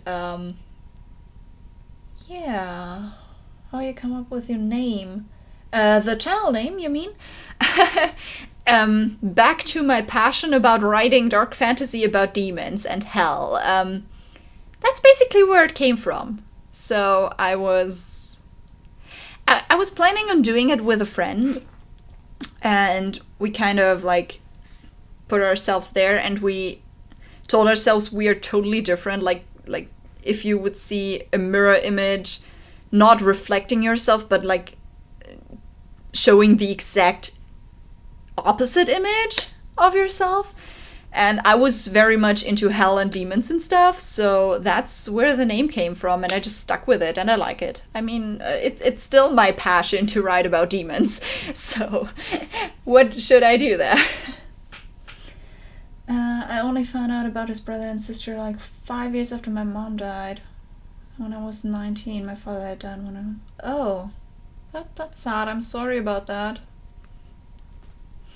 But I mean, at least you found out about his siblings. I don't know what to get Ellie as a gift. Gets chocolate. Yeah, like, you know, coffee and chocolate. Now you know how to bribe me, David. One of my dad's cousins is 4. Now I want chocolate. Yeah, now I want chocolate too. I don't have anything in my room at the moment. What was your least fave school subject? Okay. Least fave, definitely French. We had to take multiple languages, and, well, there was German, of course, English, and then we had the decision between French and Latin, and I chose French because it was just like nobody speaks Latin anymore. And I hated it. I don't know why I hated it. Usually I'm a language like person. I'm a language enthusiast.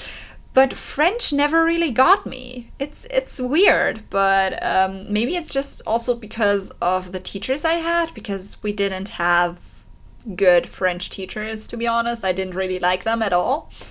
But yeah, that was my least fave subject. And my favorite... It always depended on the time. Sometimes English was my favorite subject, and sometimes it was just like biology or music. I liked music too a lot. But yeah, but I think most of the time it was just languages. Like, English was, in the last years, English and biology were my favorite subjects. Especially since in English we had a professor, and she was giving us like things to read that didn't really like... Yes, we were reading things like Romeo and Juliet and stuff like that, but we were also reading like normal novels, and I loved that. And you could talk to her about A Song of Ice and Fire, because that was awesome. Maybe that's why I chose to study English in university. I'm a huge fan of linguistics and languages as a whole. That's basically me. I love linguistics. I'm studying German and English, and I have to do linguistics and literature, but right now I only have to write one more term paper, and I'm gonna be done with the literature, and then I can specialize on linguistics, and I'm really, really, really curious how that will go, because that's my favorite. I already I even created an own language already, like a syntax for an own language, and I came up with vocabulary and structures and stuff like that, so that's my jam. I do that. And I'm still working on it. My word list now contains a little bit more than 500 words, and I can actually put it in sentences that make sense to people who understand it, which is me.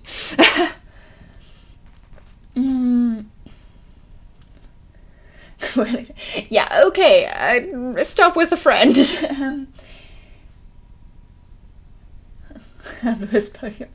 I don't speak Spanish, but I understand that one. And is that Chinese or Japanese or stuff like that? I don't know. I just know that it could be something like that. Favorite video game. We were talking about video games a little bit before. where I said that I like Elder Scrolls games and stuff like that. But if you want to hear more about that, you can just watch the video after the live stream is done. We're talking about video games a lot. You made your own too. Gosh, if you want anyone to geek out of it. Oh yeah, geeking out about that would be great.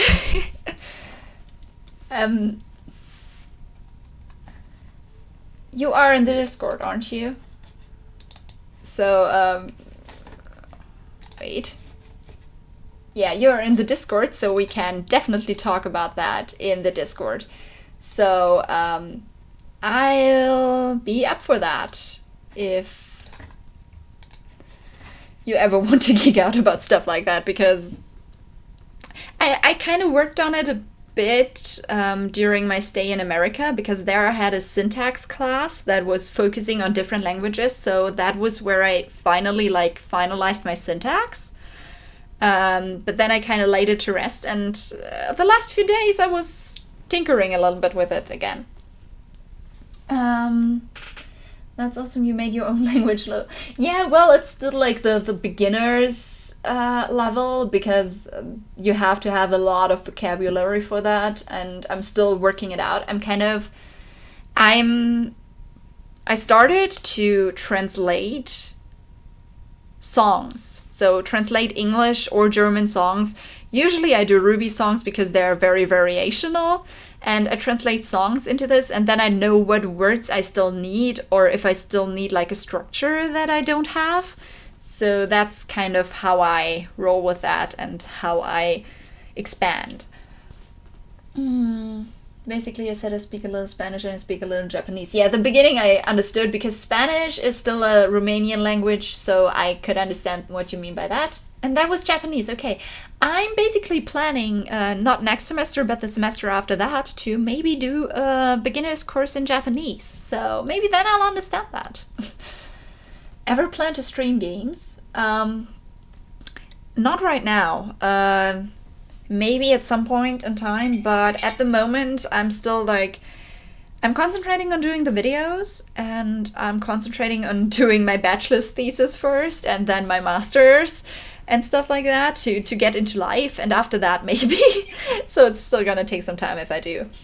Yours is Pokemon? Okay, I was never a Pokemon person, but I mean, there are a lot of Pokemon people out there, so I'm not gonna judge anything of that. I just never got into it as a kid. I have a block when it comes learning a different language. I think all my skill points went into English. Well, some people are like that. For example, my brother and I are totally different. I'm a language person. I love languages. I learn new languages if I can. And but I'm pretty much shit at science. I mean, I like biology, but more the less sciencey parts. And my brother is not very fond of languages, but he is really, really good at sciences. So he loves math and chemistry and physics and stuff like that, which I cannot understand, but that just proves that people can be very different, and I think that's great. It's been a while since I worked on mine, but I've got to get back to it. Yeah. Personally, I suggest Latin. It leads you into Spanish, Italian, and French. When I started studying in university, I did one semester of Latin because I was writing my novel at that time, and since it was about demons, I wanted a ritual with Latin words. And I kind of Google translated it at first, but then I did a semester of Latin, and I just basically I've overwritten everything of that because it was so wrong. So I kind of know a few things, a few vocabulary stuff and a few structure stuff things and inflections. I haven't done much. It was only a beginner's course, but yeah, at some point I just decided, okay, I definitely have to do a little bit of Latin at least. If you need any help with Japanese, I'm taking intermediate Japanese in university. Wow, that's great. Like I said, it's still not learning it at this point, but it's going to be a beginner's course soon. just because I have to take, for my master's, I have to take 2 language classes. So basically, I'm debating between Japanese and sign languages, and I'm probably gonna do both. I'm gonna do 1 Japanese class and 1 sign language class, because I would want to learn sign language too. I have a friend whose parents are deaf, so she grew up with that, and it seems pretty interesting. Though I think you're interested enough to be good at it. I'm always interested, even though, like, Japanese, the anime brought me to this. I know a few words just because I watch anime. Subs are your best friend there. And that's kind of why I wanted to learn it too. You could confuse people so many with that language. They just be like, what are you even saying? Well, basically my parents. Sometimes I start switching words from English into my German, and they don't understand me.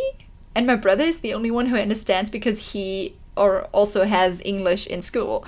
And sometimes it's pretty weird, but sometimes I don't find the words I want to use in German, so I use the English ones. Okay, what got you started reacting? What made you feel, I want to do that? Watching reactions. What made me feel I want to do reactions? Well, I watched a lot of them. I watched Geek House, I watched The Flaming Shark, I watched a lot of reactors, and I thought that was pretty fun. And since in that year where I started, I really got into Ruby, I was just like, okay, I want to react to Ruby. And then I did a lot more, like, next to it. I did Camp at first, because I did the Adam character short and then Camp. And it was in America. And at that time, America is weird. Like, you have a lot more classes on your schedule, but you have more time. It's so weird. I had a lot more things to do, but I still had more time to do stuff I wanted to. Maybe it also just felt that way because all the classes I took in America were linguistics classes, so there was nothing that didn't interest me. But yeah, that's where I thought, okay, I want to do something different. And that's where I watched a few reactions and was just like, I want to do that too. I want to discuss shows. I already like discussing shows, but a lot of my friends don't watch the same shows as I do. But if I do reactions on the internet, people that watch those shows are gonna come to me and talk to me about those shows. So that's basically one reason why I do it. I took Latin in high school 2 years. It's one of my life goals to learn as many languages as possible. Yeah, maybe not like learn to be fluent in it, but yeah, I kind of want to understand a lot of languages, just and to kind of get into them and how they work. That's why the syntax class that I took in America was really great, because we analyzed a lot of languages. We had Turkish, we had Indonesian, we had, I don't even know what we all had. It was great. Do you have an interest in art? Yes, I do. All the pictures you can see behind me on the door are drawn by me. I have an interest in just drawing as an art. Maybe not like traditional art from like painters from years ago. That's kind of like the same with literature and stuff like that. The old stuff doesn't really interest me. The new stuff interests me more. And how things work. But yeah, art, I like art. I like drawing. I painted a little bit with acrylic paint. I try digital art sometimes. But yeah. Thanks to Assassin's Creed, I learned some Italian swears that I could get away with in front of my family. That's a thing you can learn from languages and from video games. Japanese is actually grammatically such an interesting language. Yeah, it is. When we looked at that was really interesting with the words you have to indicate the different sentence. The functions in the sentences and stuff like that. I probably still have worksheets from that time. That was Um, I'm studying Portuguese literature and I have a lot of struggle with false cognates with feel the language sounds too much like each other. I mean, maybe that is so. I never learned Portuguese, but it sometimes languages sound like each other, but for me, that sometimes also helps because if you know that it's a false cognate, you know what to focus on.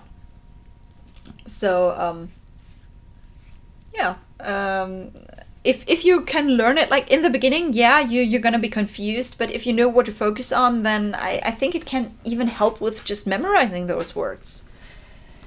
As a linguistics geek, the use of particles is fantastic. Yeah, it definitely is.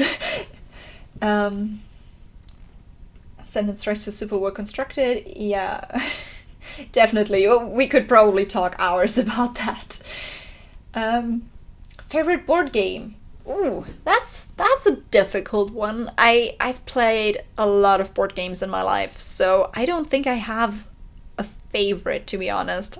Like I said before, my friend had hundreds of board games, and every time we met, we would play one or two new ones. So, it's very very difficult to choose one.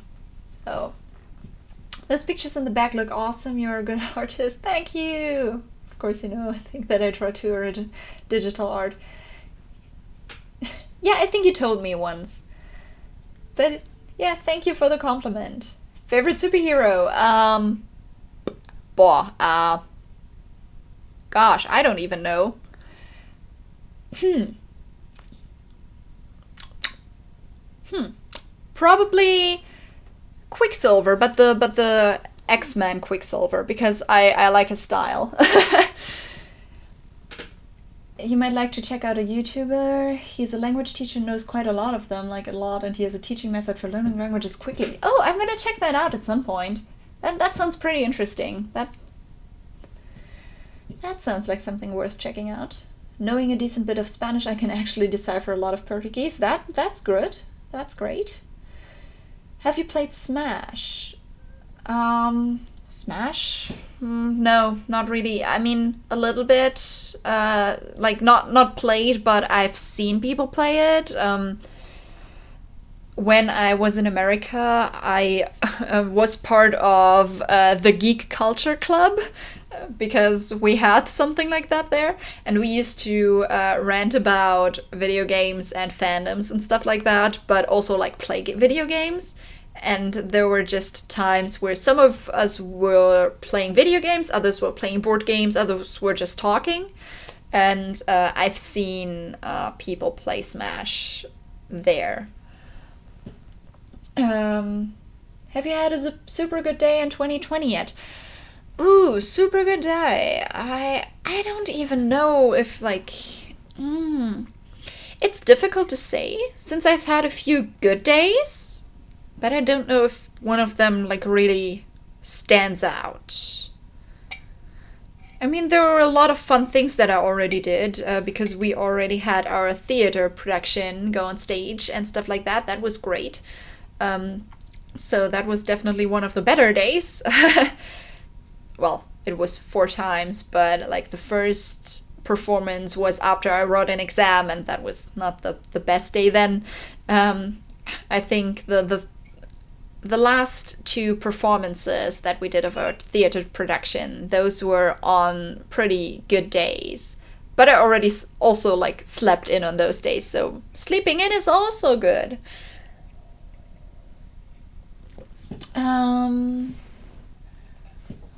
Sadly, I gotta go. Family stuff. Yeah, bye, David. Was great to have you here, and of course we're gonna talk on Discord. We always do. What Ruby character would you like to see a figurine for? I would want a Neo figurine because I like Neo, and I don't think they have one for her yet. So yeah, Neo and then maybe Velvet. I think that's what I would want. But I don't know if they are gonna make Team Coffee anytime soon. So, you know, but Neo is a good choice too. Oh, I didn't read your I 100% want a Neo or coffee. I'm glad we're on the same page there. I didn't read your comment there. But I was just talking for myself, and then I noticed you wanted that too. That's great. So we can all agree that Neo and Team Coffee are the ones that should be on our lists. Sleeping in is the best. Yeah, it is. Some people are early birds, but I'm not. I like sleeping in. And it's gotten a little bit darker right now here. That's because one of my lamps that I use for lighting at the moment has reached its point of being a little bit darker than before. That just happens about 2 hours into them being on. So it's gonna get gradually darker, but then I'm gonna just switch on my normal room lights. So that's what I did last weekend with the Ruby Roundtable stream, and it worked out pretty well, even though the quality is a little bit worse if I have just the room light on, but I think it will work out fine.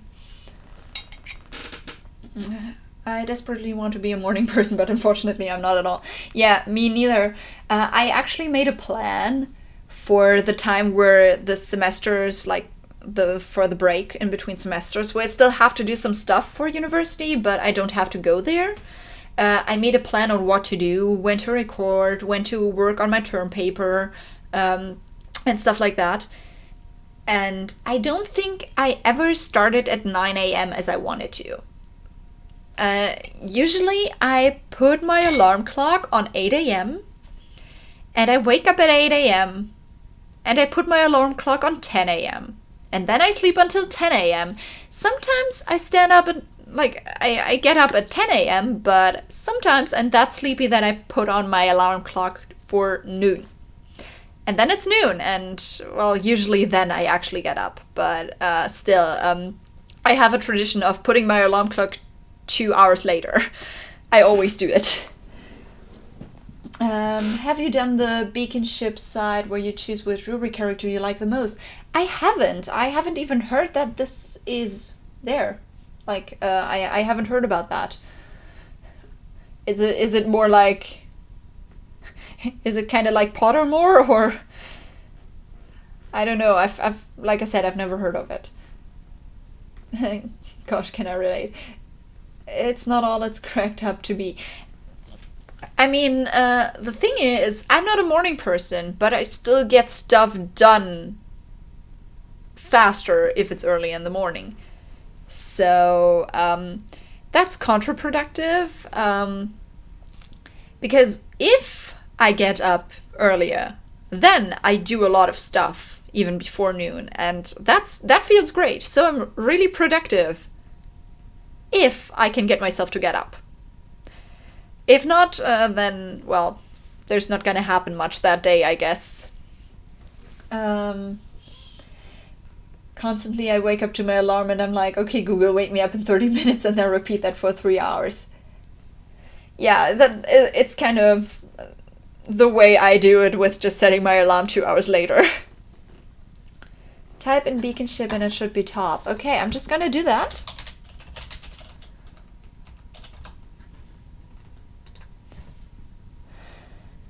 Uses magic and corgis to compare the countless characters. Wow. That's interesting. That's hard. It's hard if you have like 2 colors and you like them both.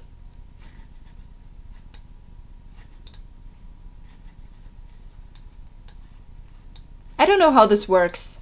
I'm kind of... This is weird. This moves but nothing happens?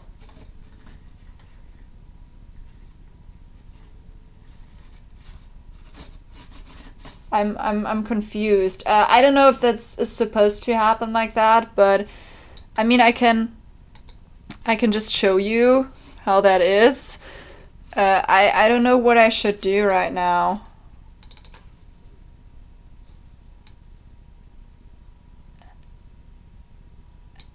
I don't know if this is supposed to look like that because it's just 2 colors. I'm just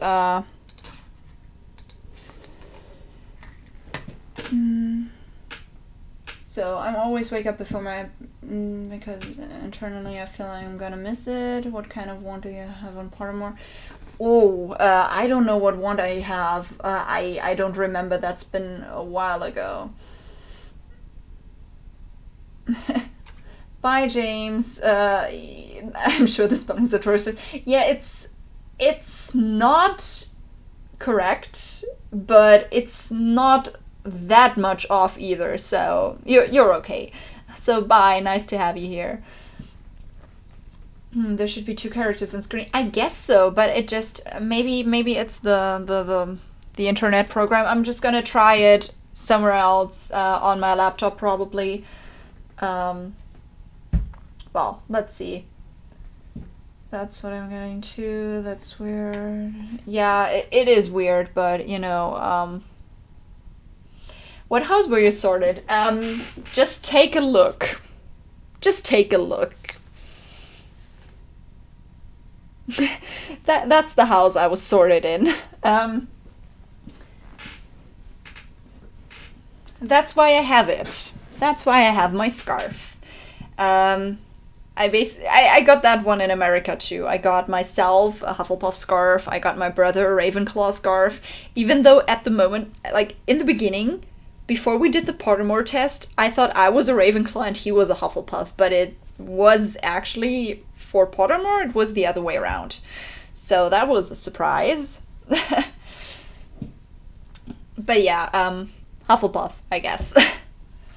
But I still think I'm a little bit of a Ravenclaw, so, you know, Ravenclaw, like Ravenpuff, Huffleclaw, whatever you call the mix way of that. And that was the last of my tea. But I still have water.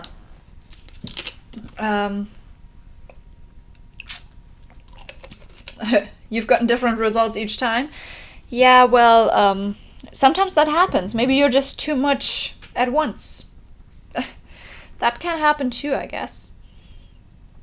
I'm just gonna try the beacon ship thing again, but if it doesn't work again, then I'm just gonna do it on another device someday later. No, it's the same thing, so yeah. I'm gonna try that later sometime. When I did the house sorting, I did the test and had my bro do the test based off what he thought I would be to see if the result would be the same. Well, I mean, I don't know if that did that work. Like, was the result the same or was it different? Too much at once. Well, yeah, sometimes it's just like that. I mean, I can proudly say that I'm probably only Hufflepuff and Ravenclaw, because I don't think I'm as daring as a Gryffindor would be, and I'm definitely not a Slytherin. I'm not that sneaky and cunning and ambitious like that. So, yeah.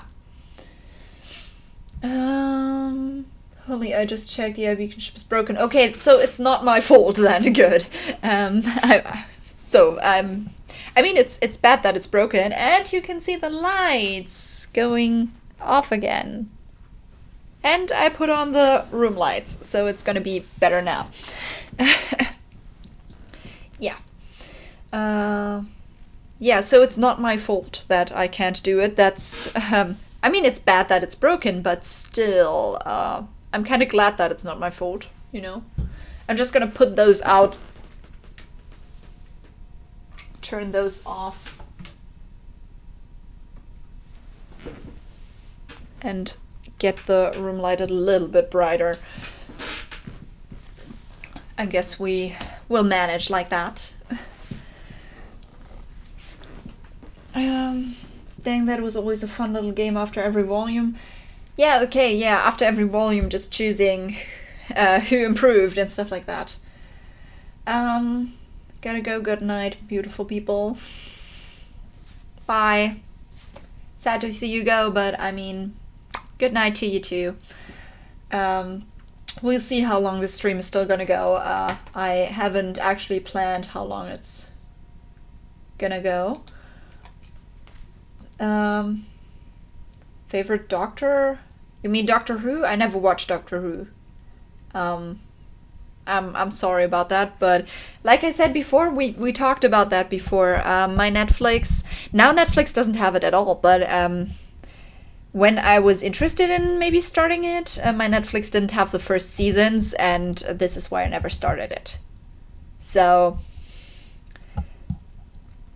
I mean, if as someone who never watched it, I'd probably say the Doctor played by David Tennant, just because I know him from Genlock as Dr. Weller.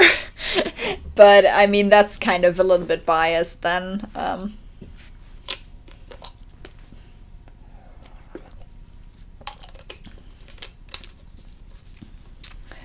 Yeah.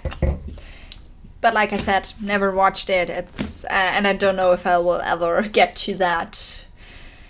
That really depends on what streaming services are gonna have it and what are not gonna have it, like which aren't. Stuff like that. Ever watched The Twilight Zone? It's old but cool. I didn't even watch The Twilight Zone. I'm sorry, but cool that you're back. I didn't watch a lot of things. I now know that people are always recommending this and that, and I'm just like, I watched 1/10 of those shows, maybe. David Tennant was also in Good Omens. Okay, yeah, since I'm definitely gonna check that out at some point, that's gonna be cool. Yeah, like I said, I'm a noob when it comes to a lot of shows that some people see as like classics or they really like, and I'm just like, I've heard of it, but I've never watched it. You seen Stranger Things? No, I mean, that's on Netflix, but I kind of never got into that. You'd be interested in seeing my drawings up close. I don't know if I can move the camera as far. I mean, I can try. Well, that's kind of that's how far I can go.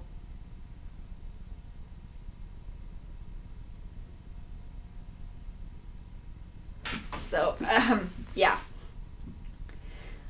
You can see up there on the left side, there's Team Ruby, Oscar and Whitley, Crow and Clover. Adam is there in the middle. Then there is Yuki from Sword Art Online. On the other side, one character from my novel. He's an avenging angel with black wings and lost one. Down below there, you have a Greatest Showman scene. Oscar Ospin and Crow as the bartender of The Other Side. And down there in green, that's a character I played, a ranger in one of the D&D campaigns I was in the Geek Culture Club in America. And the last one down there is Karma from Assassination Classroom. So, yeah. I hope that was close enough to see them a little bit better. Because I can't get closer because of the cable. Yeah. Favorite anime so far? Favorite anime? Fullmetal Alchemist Brotherhood. I'd say that. Followed close by Death Note. But since Death Note took a turn after one specific episode, and Fullmetal Alchemist Brotherhood was just great until the end, that one takes the cake. And Assassination Classroom, yeah, I love that too. It's yeah, I just got one of my friends into watching that, the same one that I got into watching Ruby, actually. And we're not finished yet. We're kind of in the final stretch of episodes, and I can't wait to see her cry in the last episodes of Assassination Classroom. I can't wait. Have you seen Code Geass? No, I haven't. I haven't seen Code Geass yet, but maybe I will at some point.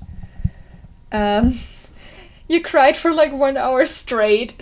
Yeah, I can understand that. I don't know anyone who has watched it who hasn't at least had a tear in their eye.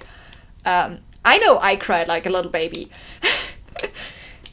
Since they drag the scene out, like, not in a bad way, but they have this long ass scene where they just, it goes on and you just can't hold it anymore.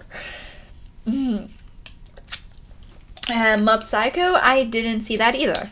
I explained Code Geass as Death Note if Light had a conscience. Okay, so that might be interesting. But I think one of the interesting things in Death Note is that he doesn't really have a conscience, you know? I think that is one of the most interesting things. Actually, if you have seen my really, really old videos that I still did when I was in America, I had a poster there. And I still have the poster here of Death Note.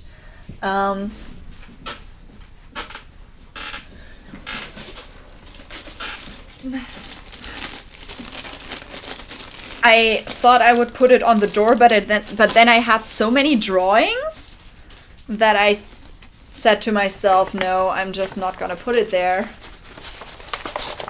And here it is. I got it pretty cheap in America, and they were selling posters, and I was just like, okay, I'm gonna get one. Which one am I gonna get? And they didn't have an FMAB poster, but they had Death Note, so I went for that. What was my first anime? The first anime I've ever watched, I wasn't an anime child as a kid. Like, I didn't watch anime. I watched more like cartoons or, you know, Avatar, which is kind of a little bit like anime, but not really. It's a cartoon, technically. So my first real anime I watched, I think, was Sword Art Online. Yeah, I think that was the first one I actually watched straight through. Yeah. That was the first one. Code Geass uses a similar premise and accomplishes it so much better. Okay. Then I'm definitely gonna check that out. If you say it accomplishes the premise better than Death Note, then I'm interested. Twilight Zone episodes had supernatural stuff and commentary on its times. Okay. Just realized I need to watch more different stuff if I can recite Twilight Zone episodes made 60 years ago off the top of my head. Maybe? I mean, everyone has their own interests, so if you like Twilight Zone that much, then just do and watch it and recite as many things from them as you want. But yeah, interestingly enough, I'm not a huge fan of mecha anime, but there are two huge exceptions. Yeah, mecha anime is, you can do it well and you can do it less well, I think. I once started Gurren Lagann, and I mean, I watched a few episodes of it, but I wasn't like a huge fan. But yeah, you say the huge exceptions, Neon Genesis Evangelion and Code Geass. Never watched those two, but if you say that Neon Genesis Evangelion is an exception to your not liking mecha anime thing, then I guess it's a good choice for my Patreon-only show, since that seems to make it better. Adam needs a figurine too. Yeah, but then in his original outfit. Because I like the coat he has in the first volumes more than what he had after that. I think he looked more badass in his first coat. To be fair, I haven't seen Gurren Lagann. Yeah, well, I started it. It wasn't really my kind of thing. I remember Zoids from when I was a kid. It was okay. I think not many memories of it. Is that a mecha anime? I don't know. I don't know it. Gurren Lagann, I hated it when I started it. When I finished it, became my favorite anime. Okay, so it gets better, I guess. Because I wasn't really a fan in the beginning, so I don't know. Maybe I should just watch it on my own time again and see if it gets better. Seen any Godzilla movies? Not in One Piece. Like, if there was a Godzilla movie on TV, I certainly sat down and watched a little bit of it, but it wasn't like I didn't actually watch through the whole thing in One Piece and stuff like that. I just watched whatever I had time to watch or, well, interest. The Gurren Lagann opening, however, no, that's one of my favorites. It's been quite a while, so I don't even remember the opening that much. Maybe I'm just gonna listen into it again and see if I can remember what that was. So...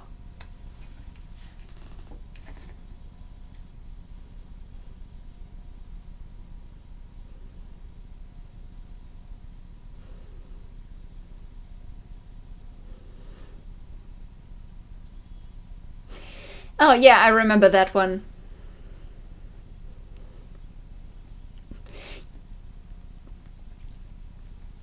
Yeah, it's good. I know that I listened to it sometimes when there was, like, anime mixes and stuff like that.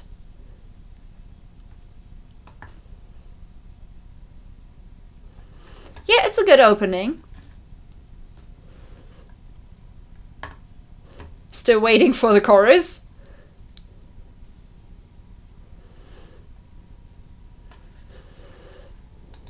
I'm just gonna listen to its end in the background. It's a slow burn, but it gets so good. Okay. I think I would like, even though we didn't get it last year, it would be nice if we got Ruby Chibi this year. It would be great to get Ruby Chibi, but I don't think we will. Have you seen JoJo? No, I haven't. Again, I haven't seen a lot of stuff. There are certainly better ones, but I like it. Yeah.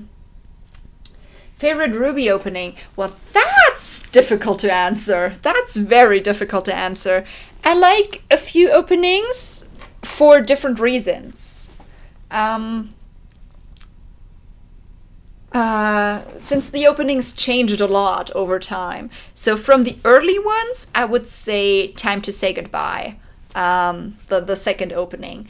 Not only because the song is awesome, but also the visuals, taking the how the characters change into one another. And they took that again in the Rising, in the Volume 6 opening. So I love that they took those visuals again. Which means that Rising is also a close contender. But Volume 7, the opening, kind of reminded me of those older days Ruby thing.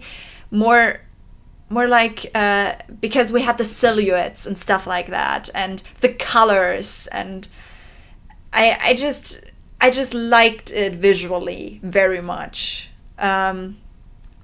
So yeah, the newer ones are very different from the older ones. If I would choose in the older, like 1 to 5, which I just count the older ones now, 2 and 5 would be my favorites, I think. 2 in the whole package. 5 because the song, I don't know, I kind of like Triumph. It's very rock and I like that. But like 6 and 7 are so different and so much more anime, and I like I like. Um,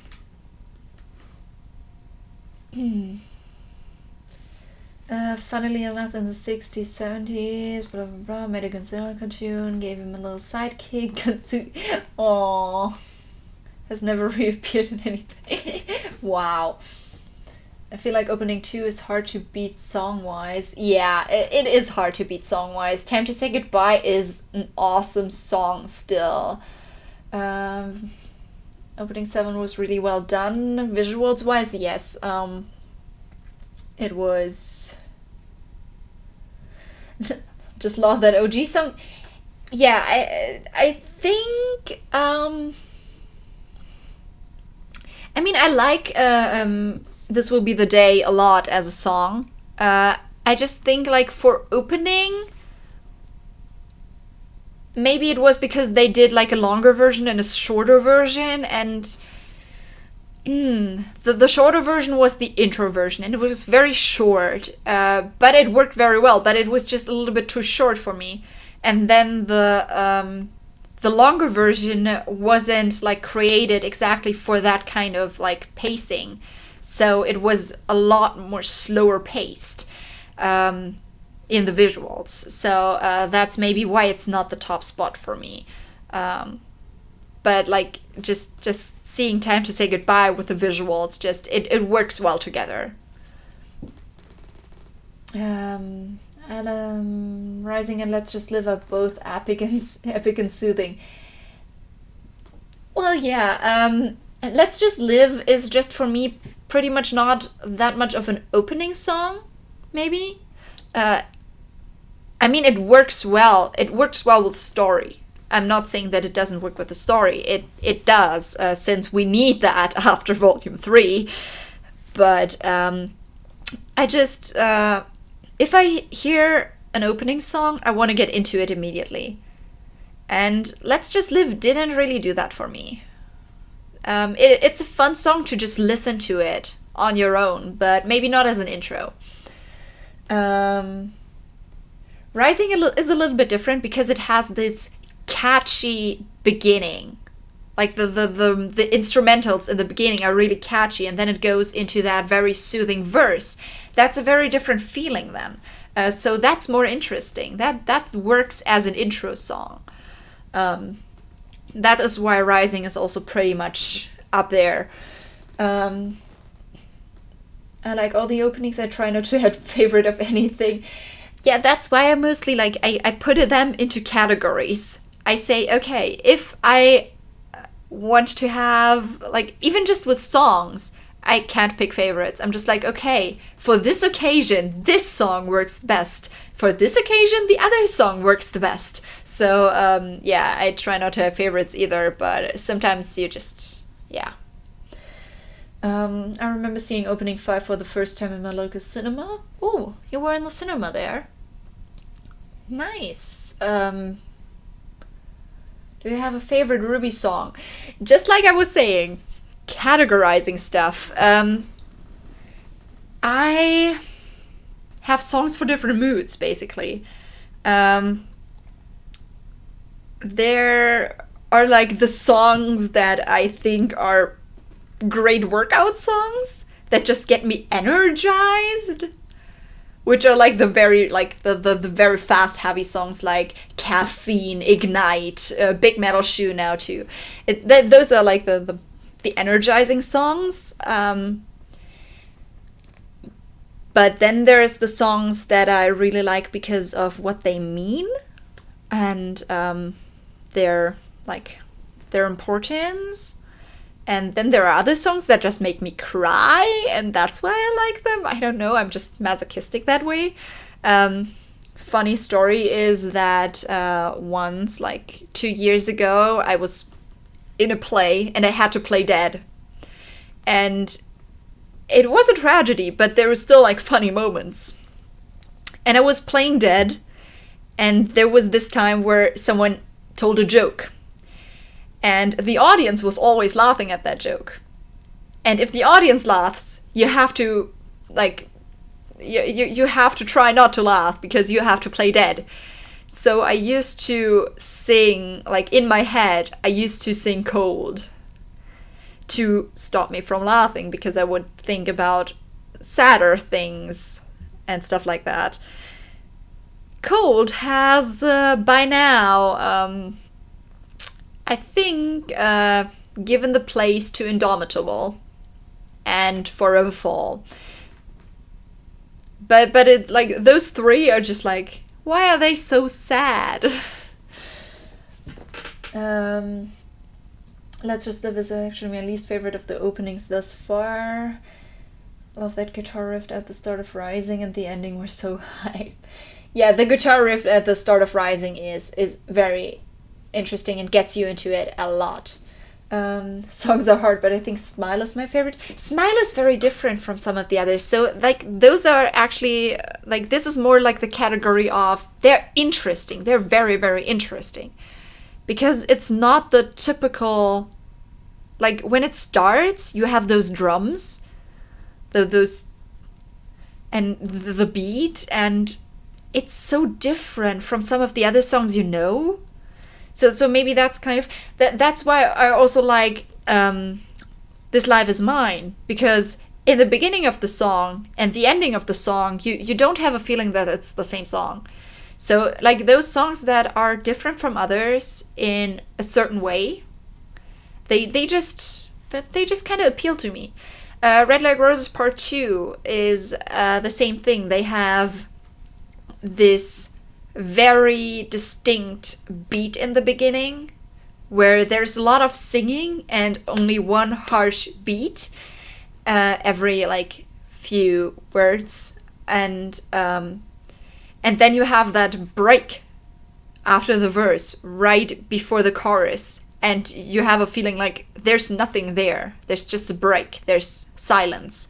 And then the chorus goes up. And those things are just what makes them interesting. And as long as I can find something different and something interesting and something new in a song, I'm gonna like it. Then it's like a 10-way tie after that. Yeah. Die is my favorite workout song. Die is also a good workout song. Yeah. Question to you guys. Who do you think Die is, like, which perspective is Die from? Because I have a theory about that, but I kind of want to hear your opinions on that. Because Die, yeah. Which perspective do you think it's from? Yeah, Indomitable, the favorite. I May Fall, Gold, Haunting and Uplifting. You analyzed I May Fall? That's nice. I would love to analyze Ruby's songs in classes. That would be so nice. Because you would actually, like... yeah. I like analyzing songs. I do that a lot. I actually took, like, a class that went through a week, just every day, that was called Analyzing Song Texts. And that was awesome, but sadly we didn't get to choose own songs we wanted to analyze, only those songs that the professor chose. And yeah, that was a bummer, but it was still fun. Yeah, if you picked your own song to analyze, then I guess that's why. We couldn't do that, sadly. I wouldn't want to, though. Like, there's so much to analyze in those songs. So much, like, variation if you just go through the soundtracks. I'm really not sure the perspective for Die. I'm reading the lyrics. Yeah, that's why I wanted to, like, because it's real mystery, technically. But I have a theory that would maybe work. Just because of, we already have, like, a few songs that have specific themes for characters, and So, hear me out. I think not only because Dai is playing during the fight with the mech and Roman and Neo, but also because of that, that's why it actually gave me the idea, because it's in that fight. That I think that it's either just the perspective of Neo or Roman and Neo both. Because in One Thing, which is definitely Neo, we also have the line, "It's time to die." And yes, we also kind of have it in All Things Must Die a lot, but the exact same wording that those are the only two songs that have the exact same wording like that. And it seems also kind of like the style is also similar of the songs. Maybe not completely, but they are reminiscent of each other. So I'm kind of a fan of thinking that "Die" might be a Neo song too. So I like to go on different like little lines and try to find out who they might be from. That's why I still think that I don't know if that's like canon or not, or if anyone has said anything to that, but in my opinion, Wings is from Yang's point of view. Because we have in All That Matters, we have the lines, "Thought that I could pull you from the shadows, maybe help you find your wings and fly." And that kind of has the same imagery. And in Gold, we also have the line, "In time you'll fly." And we know that this is from Yang to Ruby. So from Yang's perspective, we actually have quite a lot of imagery of helping someone fly and finding their wings. And since Wings is about Blake, like sung to Blake, I think it's from Yang's point of view, because it could be Yang and Weiss too. Since like because they're talking about the 12 hours and searching for her and stuff like that. But from the imagery, it's more likely Yang for me. So yeah, that's another like reason. I kind of like analyzing songs on those little lines. That's also why I like Rising and Miracle more as a double pack. Because we have the making a choice bit where we have a choice to make and stuff like that, and then the other song is just like loves the choice we made, so they work together so well. So yeah, I'm right now I'm just geeking out about song texts and analyzing lyrics. So I'm sorry if I bored any one of you.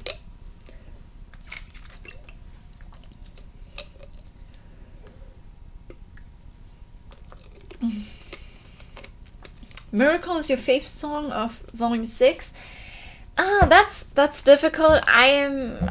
Since Indomitable and Forever Fall were there, that made me cry a lot. I don't think Miracle takes the top spot there.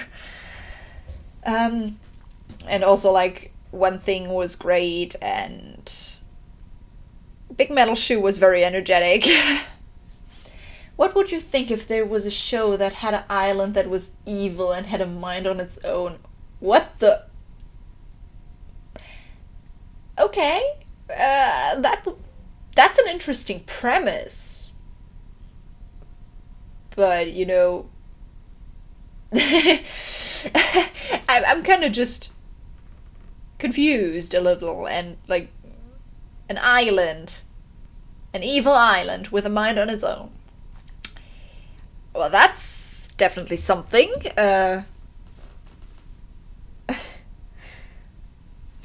You're having fun.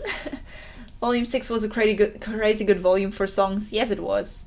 One Thing is a Second. Okay, they were all good, but Indomitable and Forever Fall definitely my true favorites.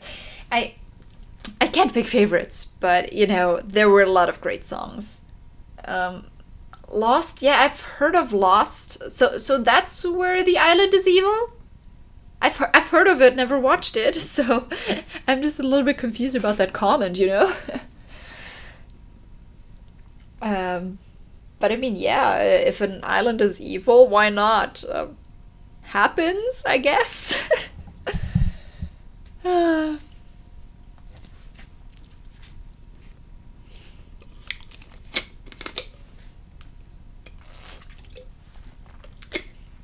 think that's what Jason is saying. Yeah, I think so too. It could be like what I've seen from it, like most likely thumbnails of reactors and stuff like that. Okay, if you meant Lost, it's very wrong, at least at my point of view. I mean, I've never watched Lost, and I've never watched another show that had an evil island, so. I mean, except for like, if we talk about movies like Moana or something like that, that was kind of like an evil island there. But that's something very different. Jedi or Sith?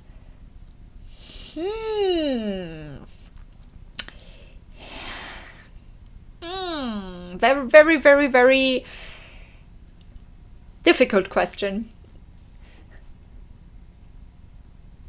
At this point, I don't know. I mean, I'm more like the fan of morally gray characters. So, characters that maybe shift from one to the other, kind of. I don't know. I can't really. Well, it certainly seems to be there from the beginning, at least. Okay. I haven't watched Lost, by the way. Okay, so it can't be that. Sith, but only pre-sequels. Okay. Fave Disney movie. Wow. I didn't think I would have to answer that question. There are a lot of Disney movies that I like. So it's very, very difficult to pick a favorite. If I had to pick... Ooh, I don't know. I don't actually know.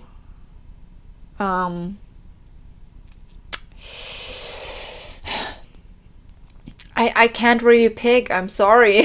There's just too many good Disney movies out there. For you, it's Coco? Coco's great. Coco's great. And Mulan's great too. So those are both great choices. You haven't watched Coco yet? You should. You should. Coco is really good. Like, if you're taking the newer movies of Disney, Coco is definitely a strong one. Fantasia? Aristocats? I've actually never watched Aristocats. Oliver and Company is underrated? Yeah, that one was good too.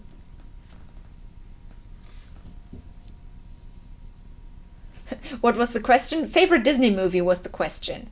So, yeah, we're talking about Disney movies now. I've only seen the trailer of Aristocats a lot because I used to have a DVD of something, and Aristocats was always like it was. I don't know if it was a DVD or yeah, I don't know. It was something where there were trailers of other movies in front of that. And Aristocats and 101 Dalmatians were like movie trailers in front of that.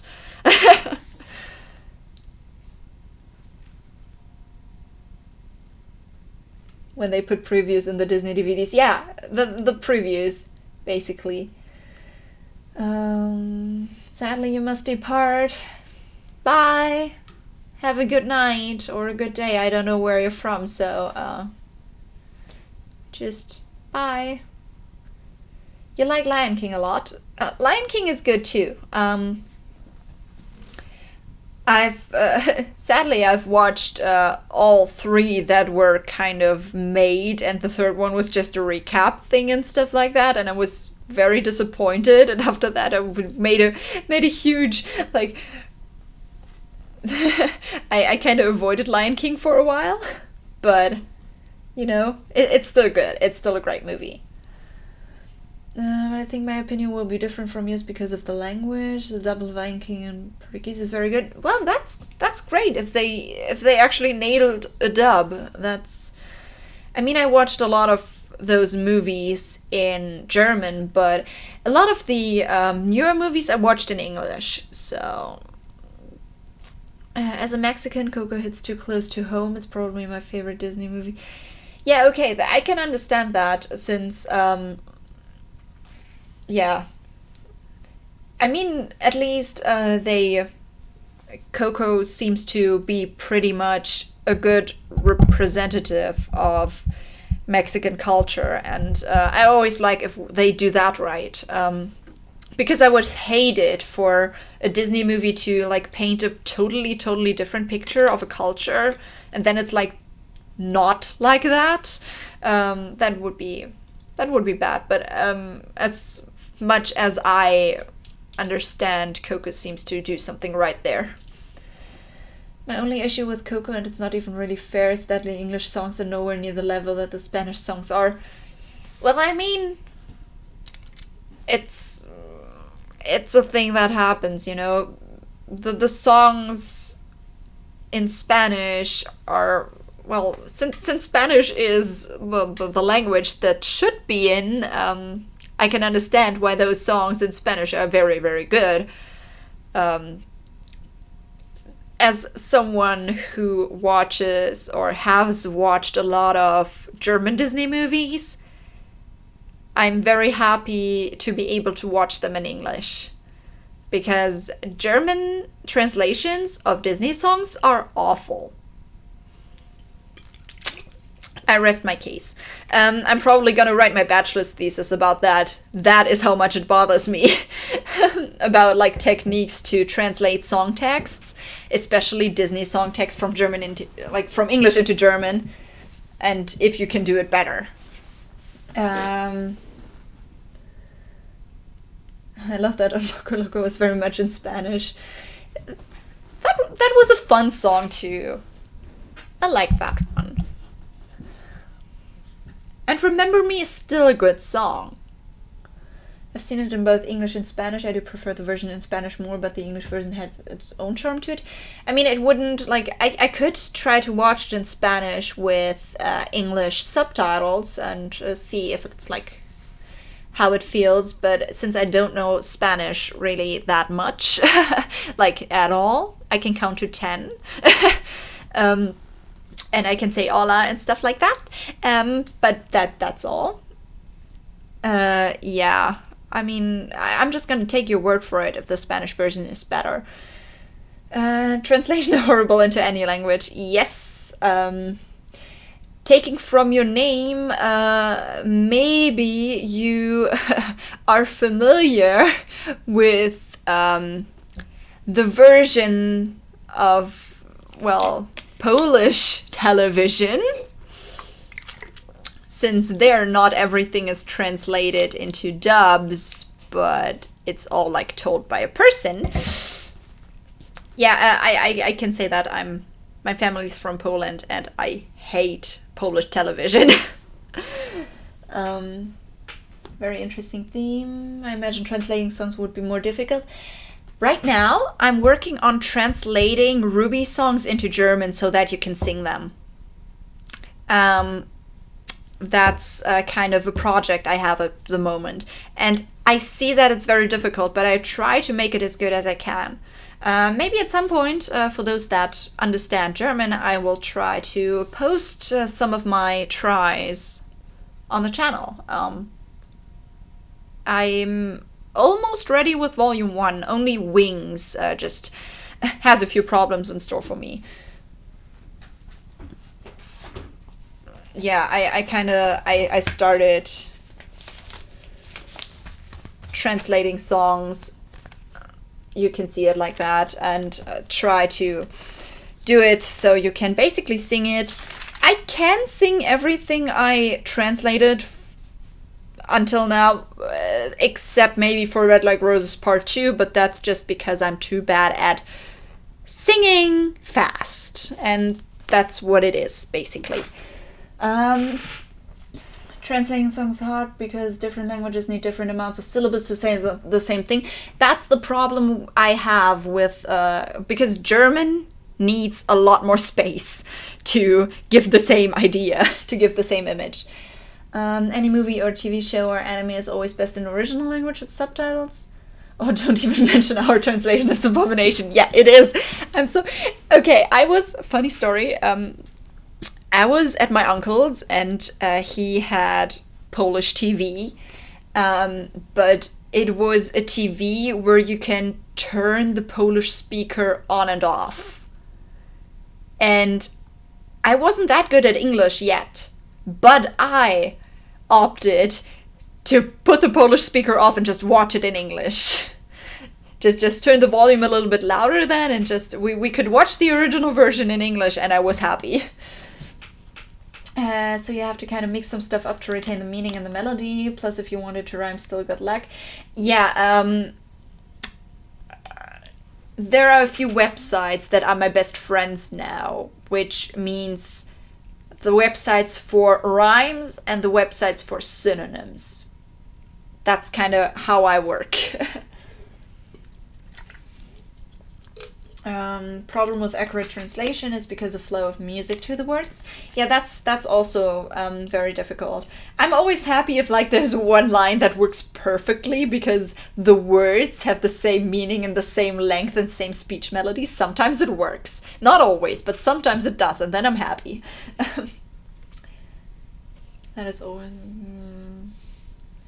Yeah, I don't know which channel it was. It's been a while. Especially in comedy, that are a handful of English movies that I find much funnier in the dub. Okay. I am a little bit... yeah, the thing is, if you have jokes in some things, then sometimes if you can watch it in the original language, you should watch it in the original, since, especially puns are bad. Translating puns is bad. I've read the Percy Jackson Tears of Olympus books in English. And I'm just gonna look that up because right now I don't know what it's in English. And they were doing a pun about Boreas, the god of boring. And in the German version of the book, he called him the king of Bohrmaschine, which is a drilling machine.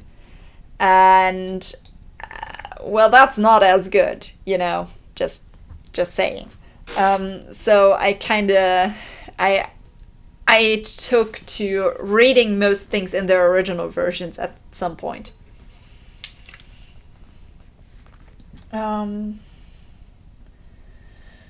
So translation isn't nearly as hard as localization, though. I do know some Japanese anime that work better dubbed. I don't know. Maybe some do. Yeah, the play on words. The biggest issue. Yeah, definitely. The best anime dub is Ghost Stories. Never watched that. I didn't know Germans still have any funny people. We were discussing a lot about that in the beginning of the stream. You probably weren't there at that point, but I don't know the username yet, but there was a discussion about people and comedy in Germany and stuff like that. That was a weird discussion, but I mean, in my experience, there are funny people. We still do have funny people, I guess. So the Ghost Stories dub team basically wrote the Japanese script, professionally made a bridge series. Wow. I mean, I'm a fan of a bridge series. And if it's professionally made, then it may be better than the original version. But yeah, then you only have to like see what exactly they just do, and then just put in what you think they might say and how it would work and stuff like that. Yeah. If you can do that, if this is a show where it didn't really matter, then yeah. Some comedian went for an interview in Germany and he was asked why he thinks Germans didn't have many funny people. He answered, maybe because you killed them all. Wow. Wow. That is dark. That is really dark. I mean, people are still born today, like in these days, so funny people are born, and at the moment there's not that much murder going on here, I guess. Not as much as I've heard from some other places. So there's still people of new generations, you know? Ghost Stories was super average in Japan, and the dub team didn't think it'd do any better, obviously, so they decided to do whatever the hell they wanted. Well, yeah, if they decided that way, then they did, and I guess it worked. Are there any countries you'd be interested in visiting? Well, yeah, a few. I mean, I did visit a few countries already, but I think I kind of want to go to Australia at some point, because it has been a dream of my mom for decades, and she was never there, but she wants to go there. And she wouldn't do that great because she doesn't really know English. So what I would be interested in doing is taking my mom on a trip to Australia and just go there. That would be nice. And I also want to go to Asia, just somewhere, because I've never been in Asia before, just continent-wise. But yeah, this is basically what I would want. It's hilarious. The original was hated by most everyone. The dub is extremely funny, super edgy too. What is it? All in the name of satire. Okay, if it's satire, it's better, but you know. Fun fact about Australia, prostitution is legal there. When it comes to Asia, I recommend Korea. But, you know, not North Korea, you know.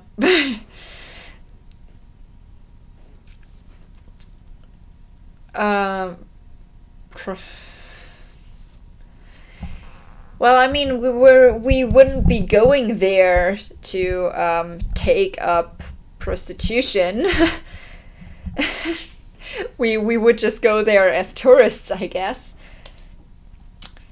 Yeah, of course. I mean, North Korea would be bad.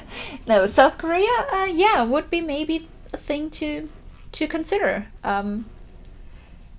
Food is to die for. Okay. I mean, I've never really eaten Korean food. In Mexico, age of consent is 13. So, oh wow, is it? I never knew that. Age of consent is 13. That is... Ooh. Have you seen Parasite? No, I haven't. I don't know if it's any good. I don't know. I just haven't seen it. I have seen people talking about it, but I didn't really catch if they liked it or if they didn't like it or stuff like that. I recommend it. It's awesome. Short but super good. Okay.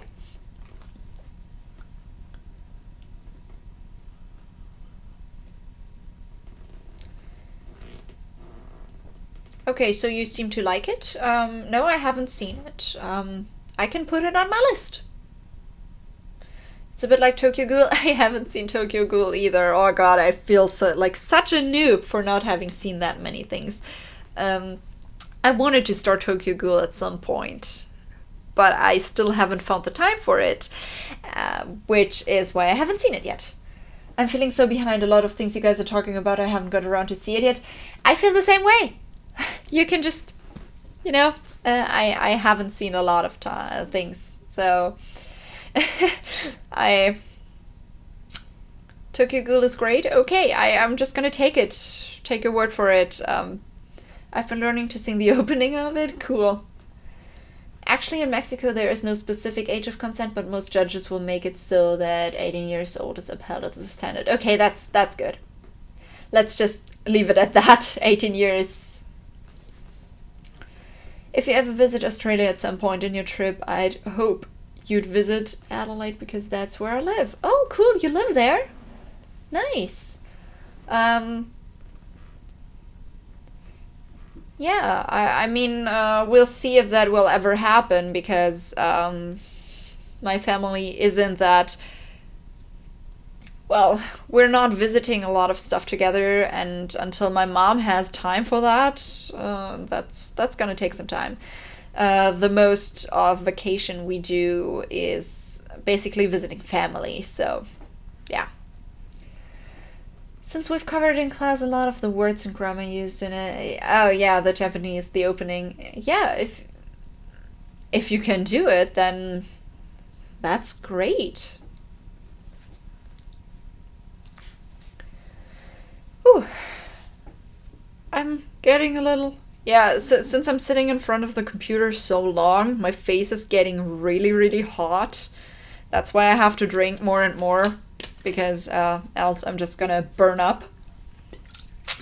And we don't want that. I mean, I don't want that. I don't know what you want, but... So, do you still have anything you want to talk about? Because, whew, we're already going 3 hours. Yeah, it's been 3 hours already. I'm on fire. Actually, one song of one of my favorite bands. Yeah, I love Fall Out Boy, so I'm a big Fall Out Boy fan. You're surprised that we're going 3 hours already? You mean? Yeah, me too. It doesn't feel like 3 hours. Only my face feel like it's 3 hours, but you know, that's my face. You smelled it. Sure.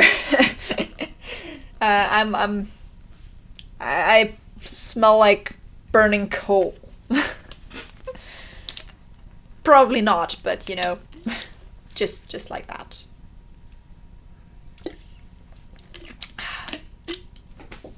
Really, I just dropped the cap. I'm so clumsy.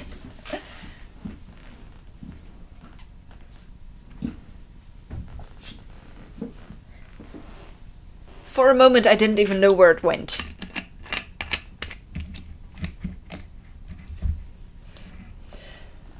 I see Sleepy Hollows on your neck. Okay. What? Yeah, not that kind of clumsy. I never did it like that. Okay? That's not the kind of clumsy I do. I'm just clumsy in a way of, yeah, just dropping stuff. Oh yeah, the Deathly Hallows. I was just like, Sleepy Hollows? What kind of Sleepy Hollows? But yeah, the Deathly Hallows. It's the necklace. My best friend gave it to me at some point. When I got into Harry Potter way later than I was supposed to.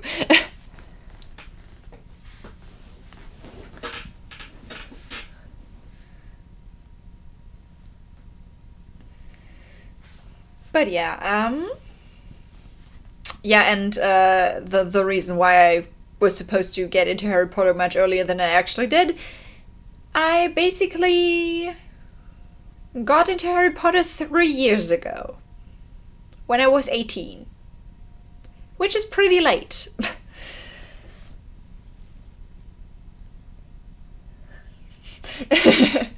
I'm a wizard. Yeah. I have a scarf. I have a Hufflepuff scarf. And I was masochistic enough to purchase the badges of Crow and Clover and just pin them on there. So, yeah. That's basically what happens.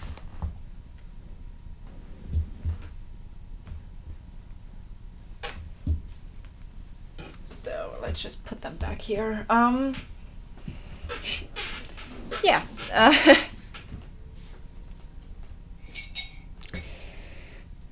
And you know, together with the clumsiness stuff, I'm also a little bit forgetful, which means that every time you see me being a little bit confused, like right now, it was because I was trying to take my mug with the tea where there's no tea inside because it's empty, and I wanted to take it and drink it until I noticed the tea is empty.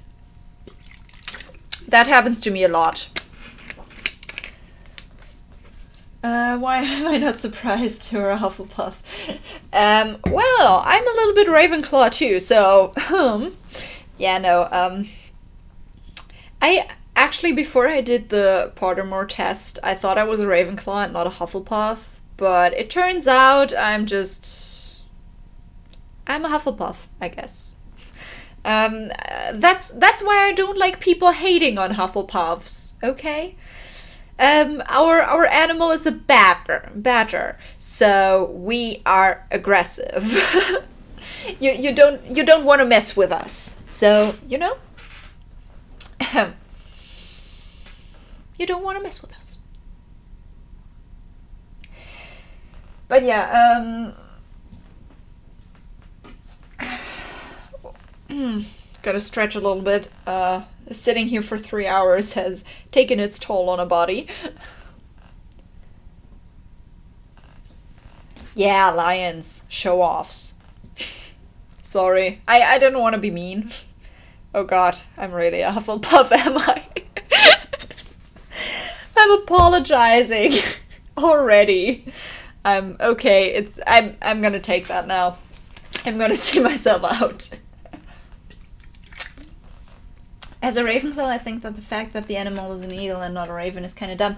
Yes, I think so too. But I still think it's cool because I like eagles. I like eagles very much. Since basically, if my family would have a family sigil, it would be an eagle. Because my mother's family, the last name of my mother's family is Adler, which means eagle. It's the German word for eagle, so yeah. That's a nice thing. And that's why I love eagles. But yeah, ravens are great too. Still. Yeah, but I mean, at least Slytherin has a snake and that works. I mean, even like for Gryffindor, it should have been a griffin, right? And not a lion. It's just weird for every house, and except maybe for Slytherin. Because like Hufflepuff, you would expect a much fluffier animal, but you know, we're aggressive. Yeah, Meerschweinchen! Yay! You identify with guinea pigs, really. But those are cute. I never had one, but I had friends who had those.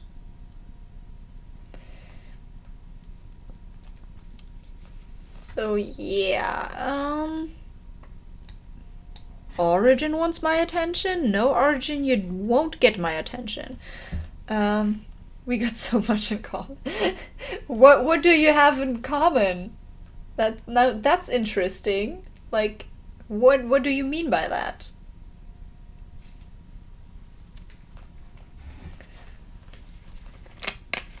Still drinking.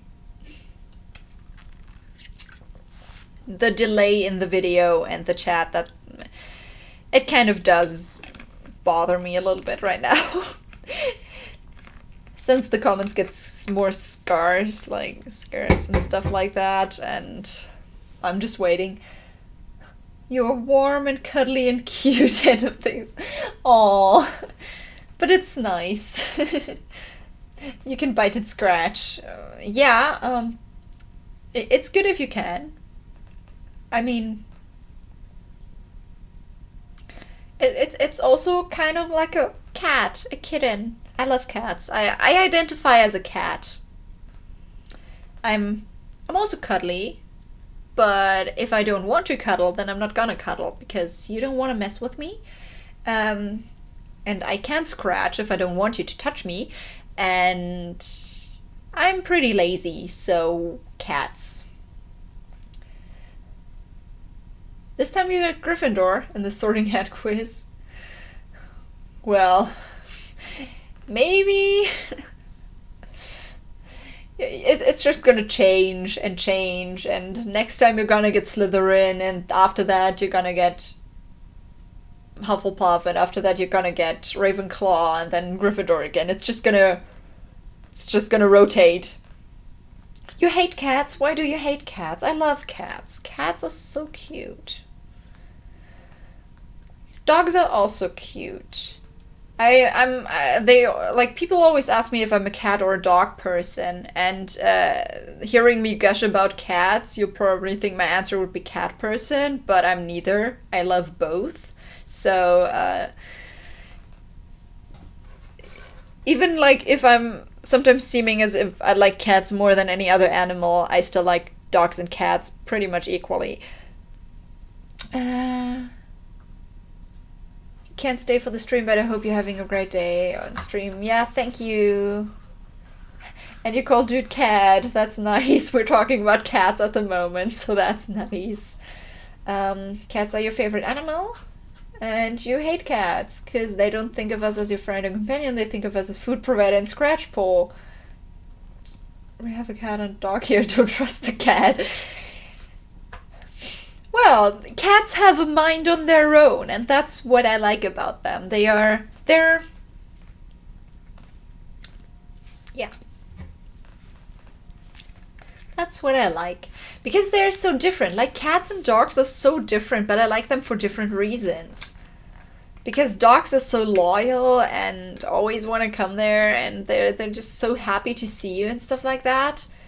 And like cats are more like independent, and they just do their own thing, and they don't care if you want to interrupt them, and you're just like, they just like do what they want.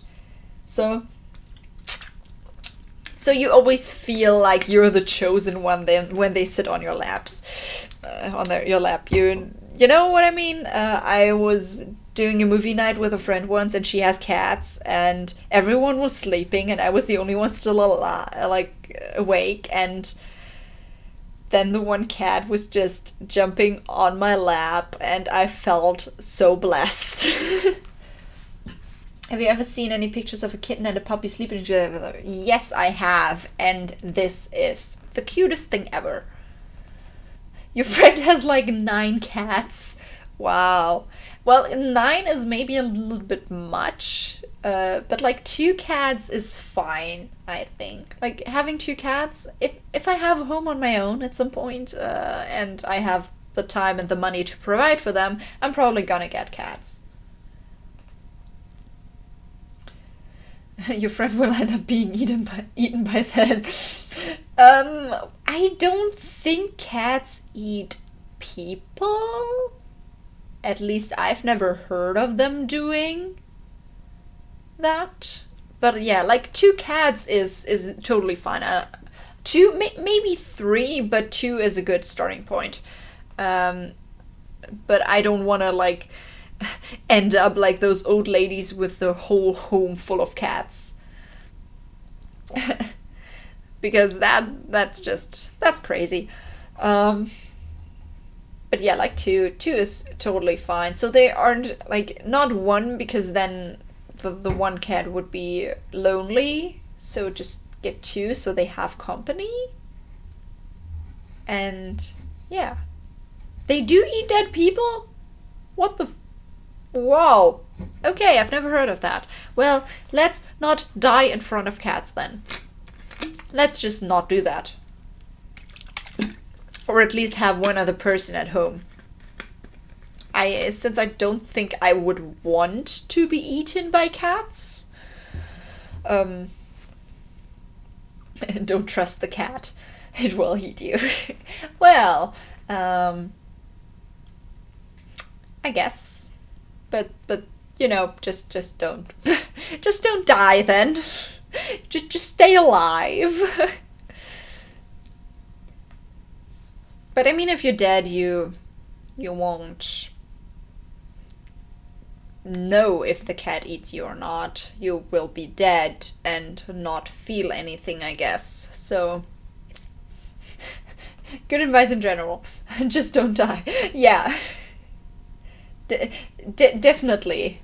Just don't die and you won't have problems. Well, yeah, okay, sometimes being alive in general is the problem, but you know what I mean.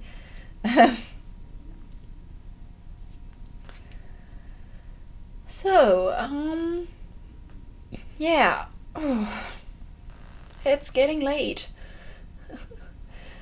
It's probably really good that I put the live stream on at this hour, because last week when we started the Ruby Reactors Roundtable, it was 1 a.m. at the start, and it was almost 5 when we ended.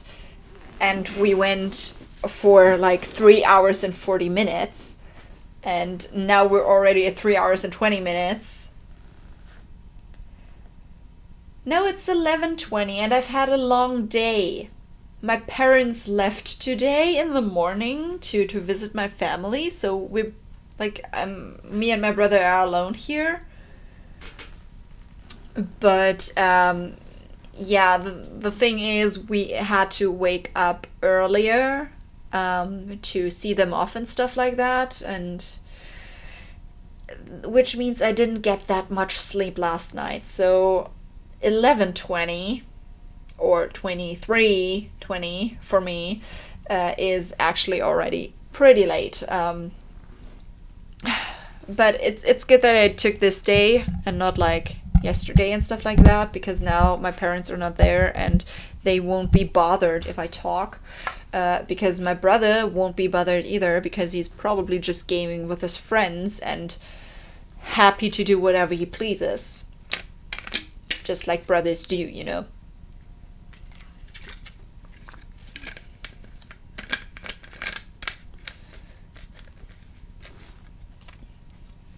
It's weird. We're still, like, there's still 10 of you here.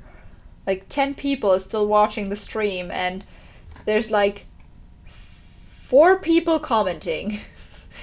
Where are the others? Just say something. Just say something nice. Or ask questions, or whatever. Since if nothing happens for a while now, I'll probably call it a day then. Since going for more than 3 hours is really did something. And it's been fun. Lots of lurkers, that's me in some streams, so I understand. Yeah, I try to not be someone like that. I try to, if I'm there and I have something to say, I want to say something, so I'm just gonna do it. I don't really like being silent in a stream, but maybe that's just me.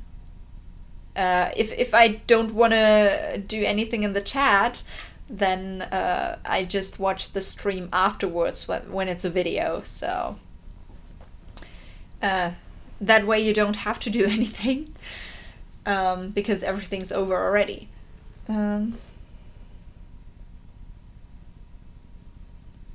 Wow, I just sent that. I think the delay has gotten better. I don't know. I have no idea. I can't tell you that. I've read that aloud as soon as you have like sent that. So this was basically, that was like 5 seconds. How is that possible to have changed? Like, was there a part where the stream was like faster than me or something like that? Because that's weird. Well, I don't know.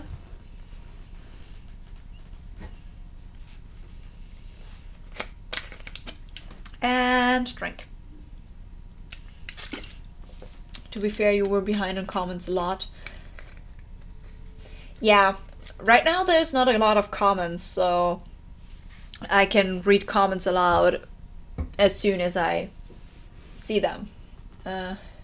Trying to give all of them a good answer. Yeah, I try to do that. I'm doing that with comments in general. I try to give them a good answer. If I don't know an answer, I would probably just like the comment and then be done with it because I don't know what to say to that. But usually if I have something to say, when someone's commenting on my videos, I want to tell them what I think about it. So it's gotten a little bit harder sometimes to keep up if there's more comments than usual, but I still try it. I'm still getting notifications to my phone, so usually I can see on my phone when someone comments and just answer them right away, which is easier than if I would have to go to my computer and answer the comments one by one, just in one bulk. But yeah. Whew. Okay, the screen which is connected to my computer is sometimes like every few hours, I think every 4 hours or so, it tells me that it's gonna turn off if I don't do anything. Yeah. So the computer is on 4 hours now.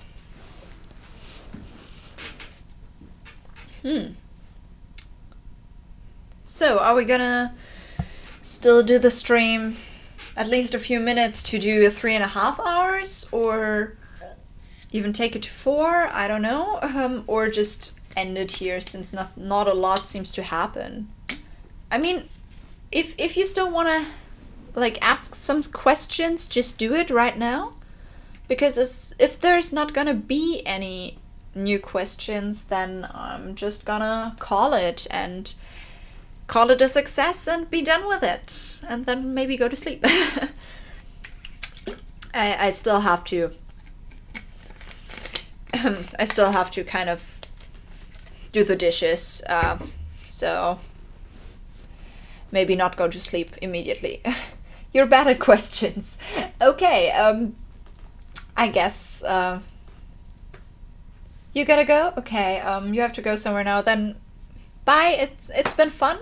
So, night. Good night to you.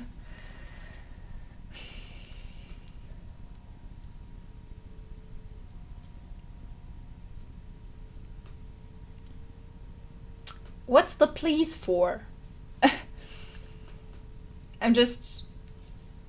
I'm a little bit confused what the please is for. This was certainly fun. Yeah, I had fun. Check out Everything Stays. Okay, I mean I can do that. I'm just gonna I'm after this is done, I'm gonna check out the chat of the stream and just write down a lot of stuff, like what you recommended to me to watch, to check out. So that's gonna happen at some time. What's a kitchen sink? Well, that's this thing that you usually use and sometimes don't use. Very, very nice question. Everything Stays is an Adventure Time song.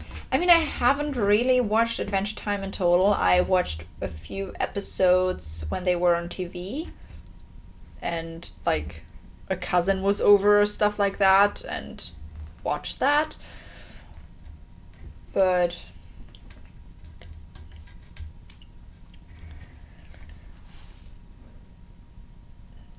it's disappointing? Okay,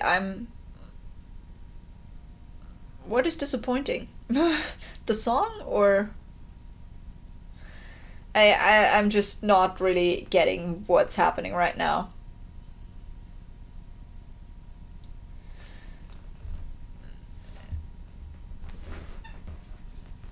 Adventure Time is disappointing. I don't know. I never watched it. I can't say anything to it. And if some people like it, some people love it even, then maybe it's not for everyone. Maybe it's not something for you. But like I said, I'm not really familiar with a lot. I've seen the characters a few times, and like a few episodes just out of context.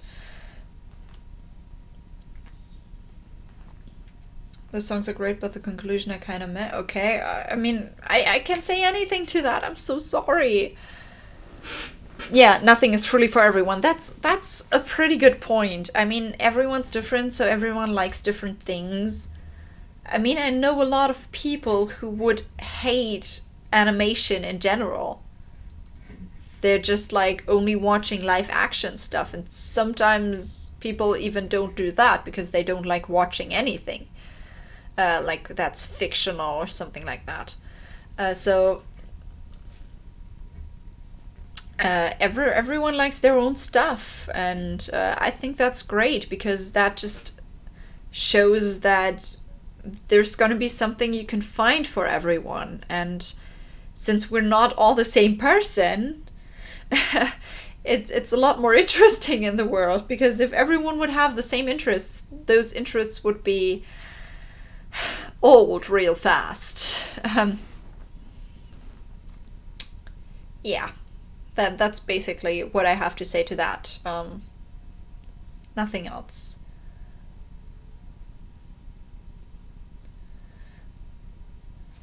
Yeah, I don't know what one of the creators leaving really does. I guess that changes things, but like I said, I don't know what it was before. I cannot tell you what it would be after. It's.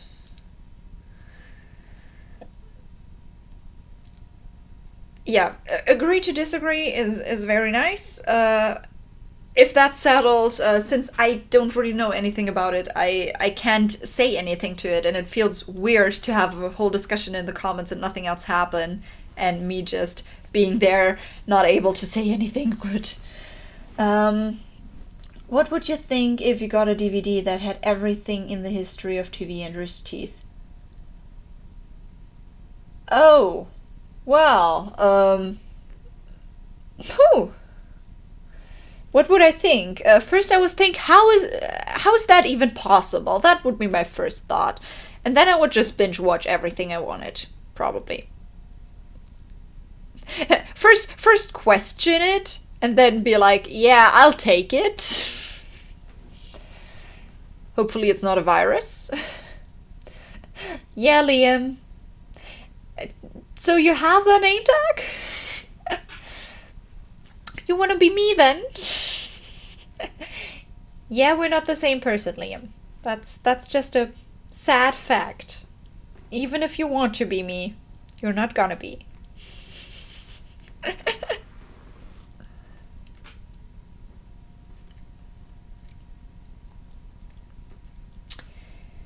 Yeah, whew.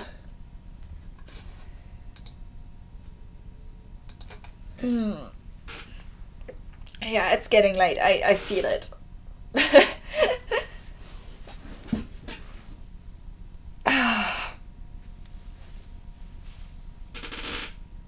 Okay.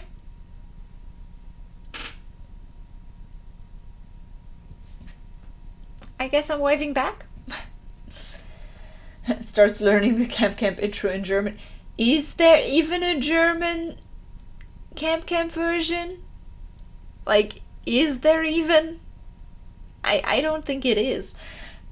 I don't think that exists. What time is it?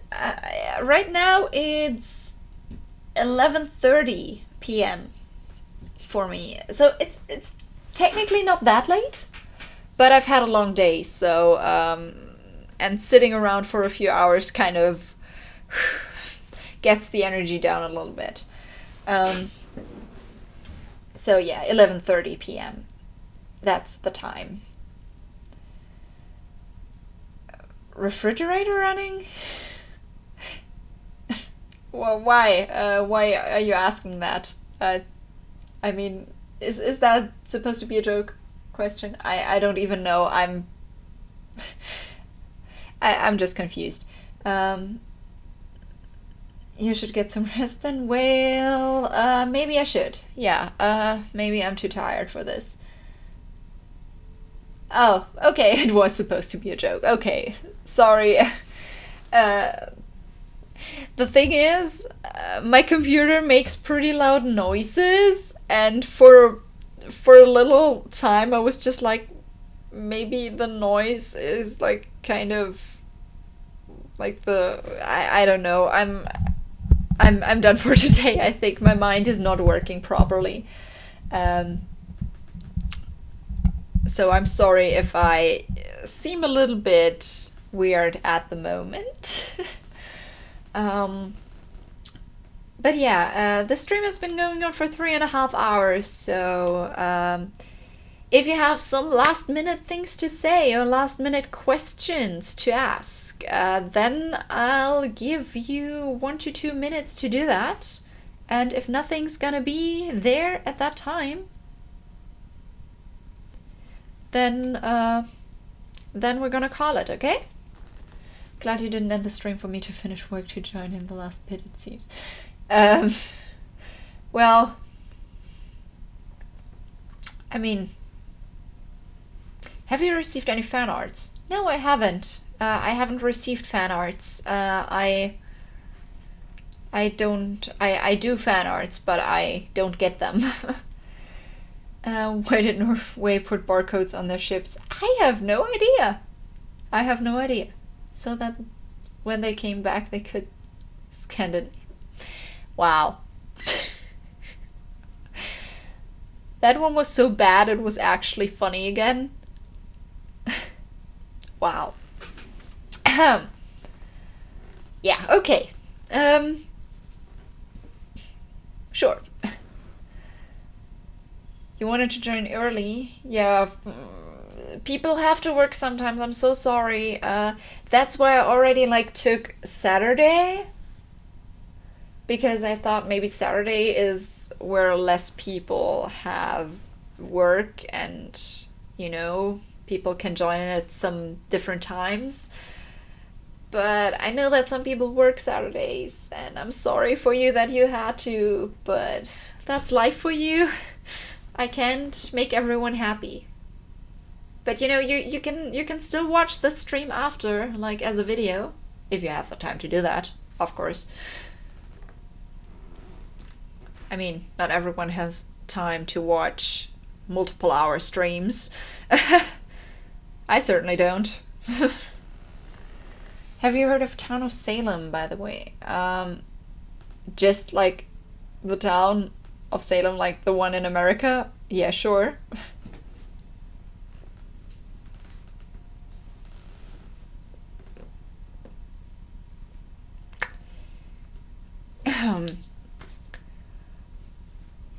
Okay, that was the first yawn.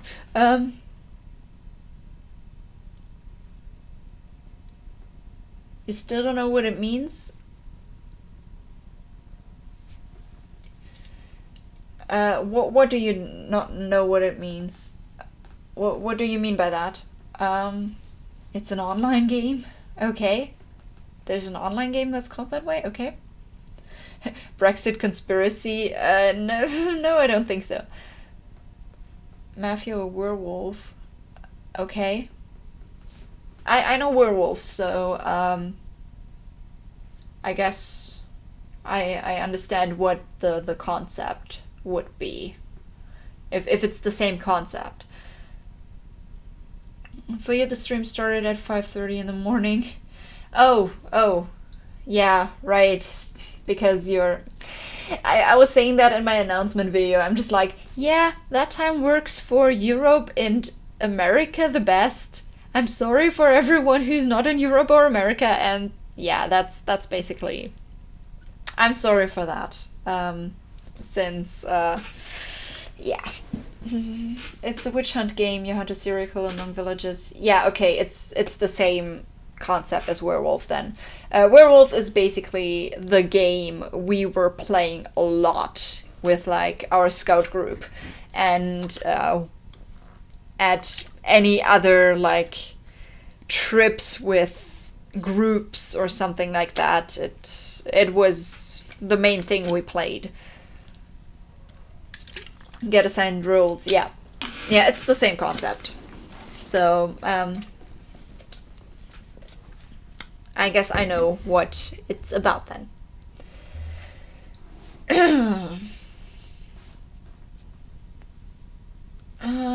Fan of Town of Salem because I get on there with like 11 other people.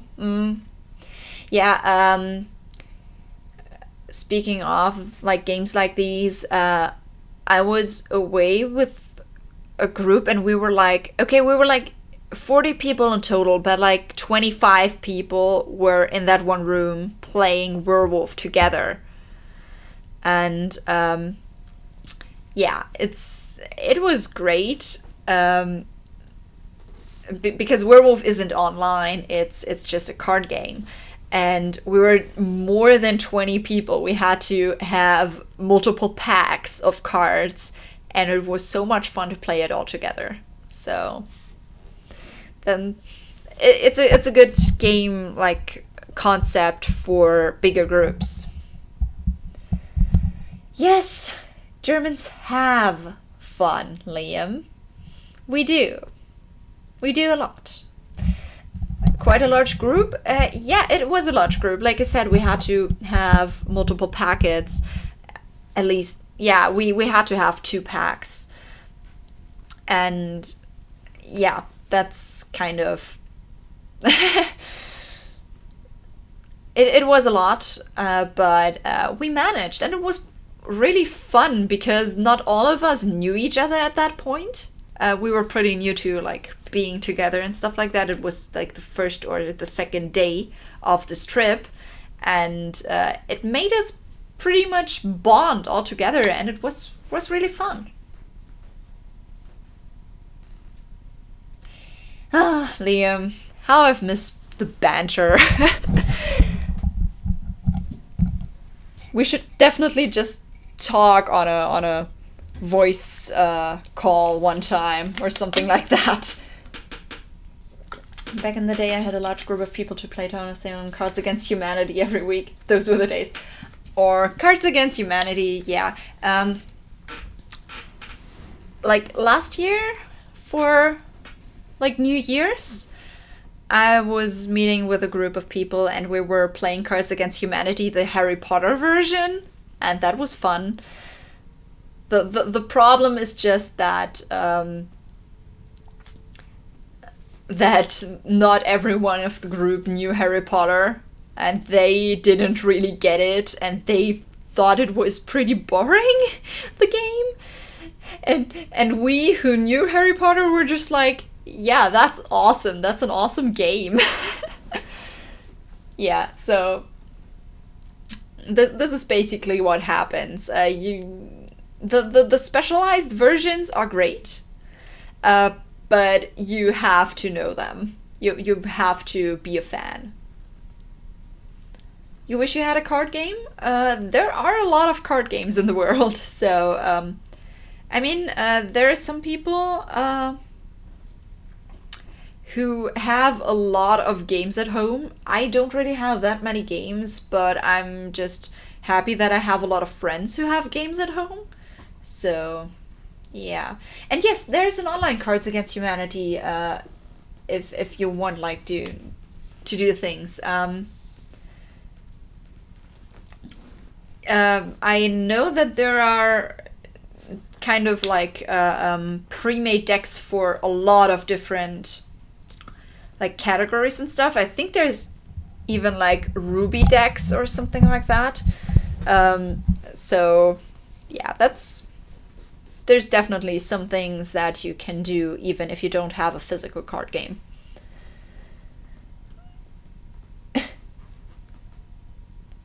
You played Cards Against Humanity with the Discord? I think that would be interesting. We should do that sometime. That would be probably very fun. Maybe a little bit, you know, scary sometimes, and a little bit on the nose, but you know, that's Cards Against Humanity. But we should definitely do something like that at some point. If we have more people on the Discord, I'm just gonna throw that idea down and just see if we can do something like that.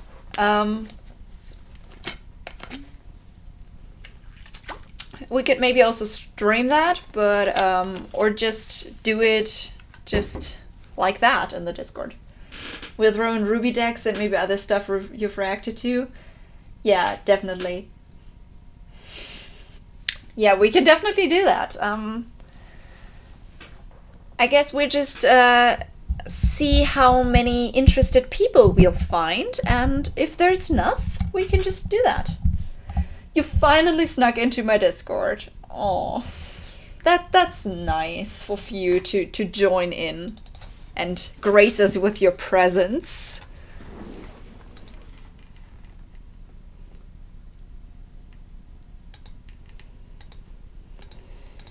Yeah, just have to go in there again.